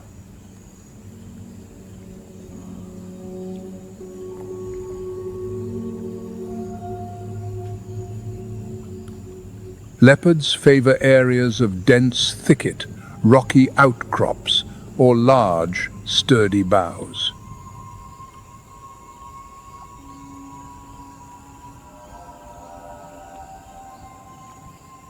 They hunt by stalking with agonizing slowness, utilizing every scrap of available cover.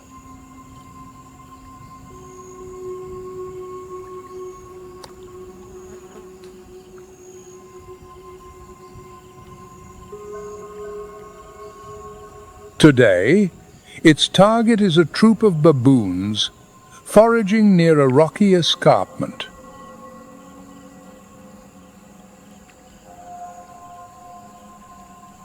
Monkeys are dangerous prey.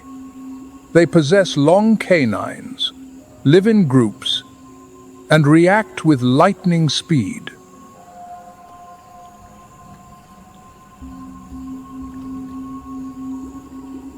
But the leopard is bold enough to hunt them, especially targeting the young or the carelessly isolated.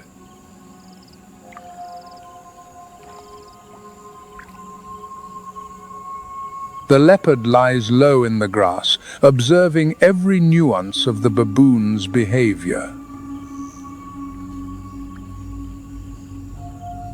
A youngster sits just a few yards from its mother. A small gap, but a sufficient opening.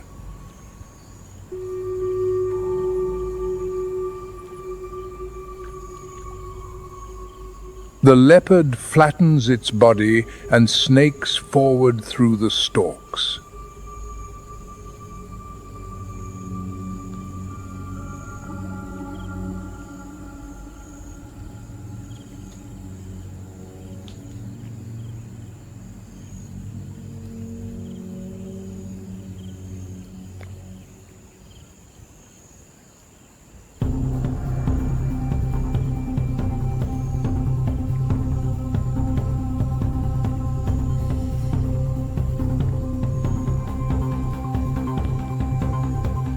The small prey has no time to react before the cat's talons find their mark.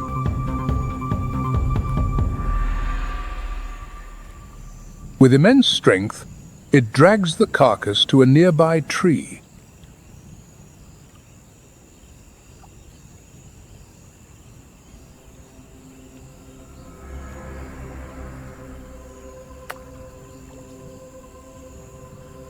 Nearby, the pack of painted wolves continues through the short grass, noses twitching for fresh scent.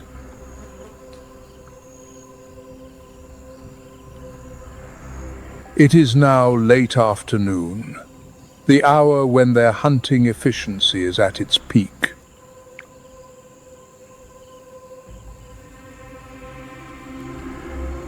They encounter a herd of impala grazing near a thicket.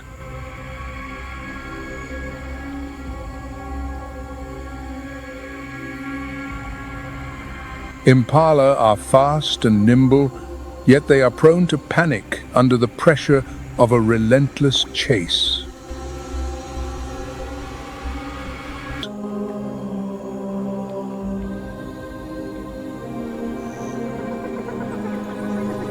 But the scent of blood does not remain a secret for long on the savanna.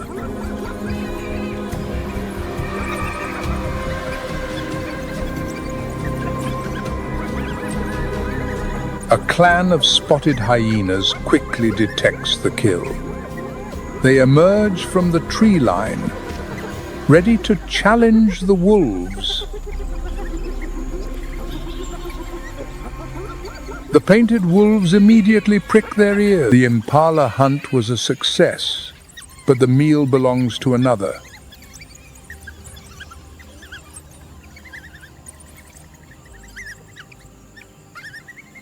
After a series of hunts, tension, and bitter losses, the pack enters its most vital season, breeding.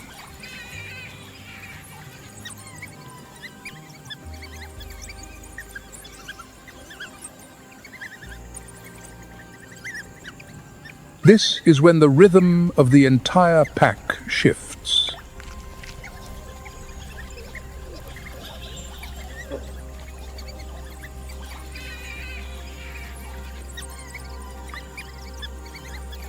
Only the alpha pair is permitted to breed, ensuring the pack does not have too many mouths to feed.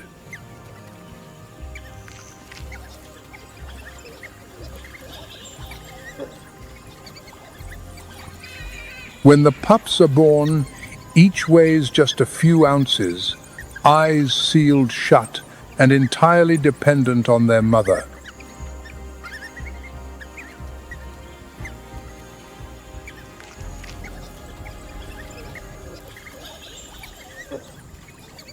But what distinguishes this species is that the entire pack shares the burden of their care.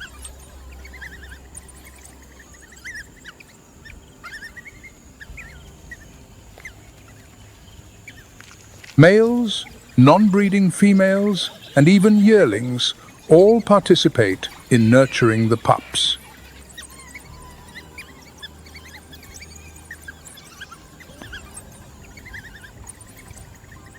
At around 3 weeks of age, they begin to crawl from the mouth of the den.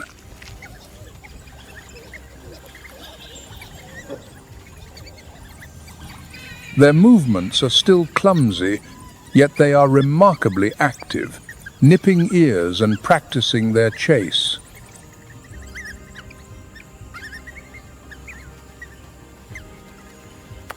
This is also their most vulnerable stage of life.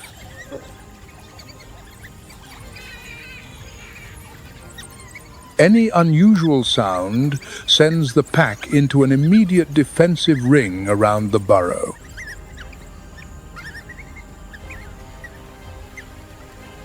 The breeding season cements the bonds between every member of the pack.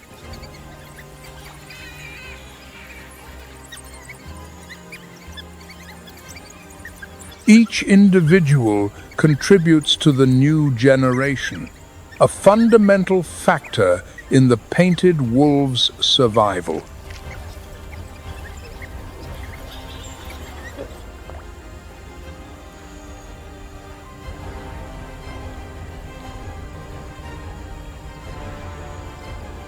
For a cheetah, raising young is a solitary journey, devoid of kin or a pack for protection.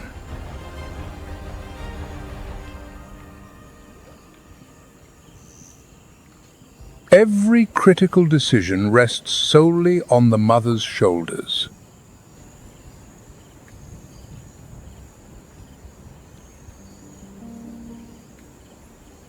Cheetahs are renowned for their extraordinary, record-breaking speed.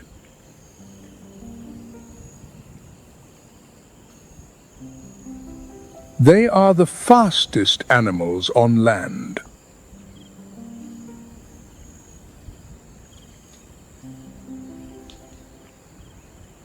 Yet, a body engineered for velocity leaves them physically weaker in direct confrontations.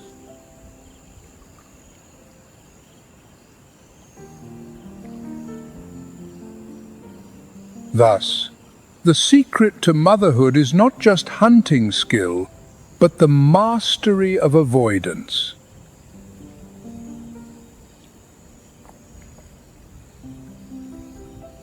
They often select low hills or the bases of scattered trees as their resting places.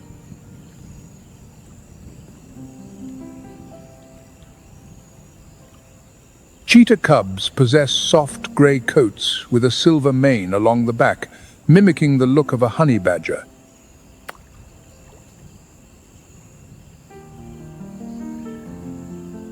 These cubs are highly energetic, yet they are never permitted to roam freely.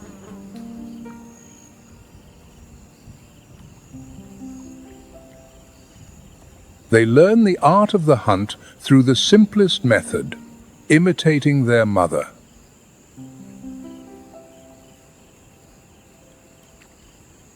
The mother cheetah leads her brood to a different thicket. She never frequents the same spot twice to avoid being tracked by other predators. It is a familiar cadence: move, hide, hunt, teach, and move again.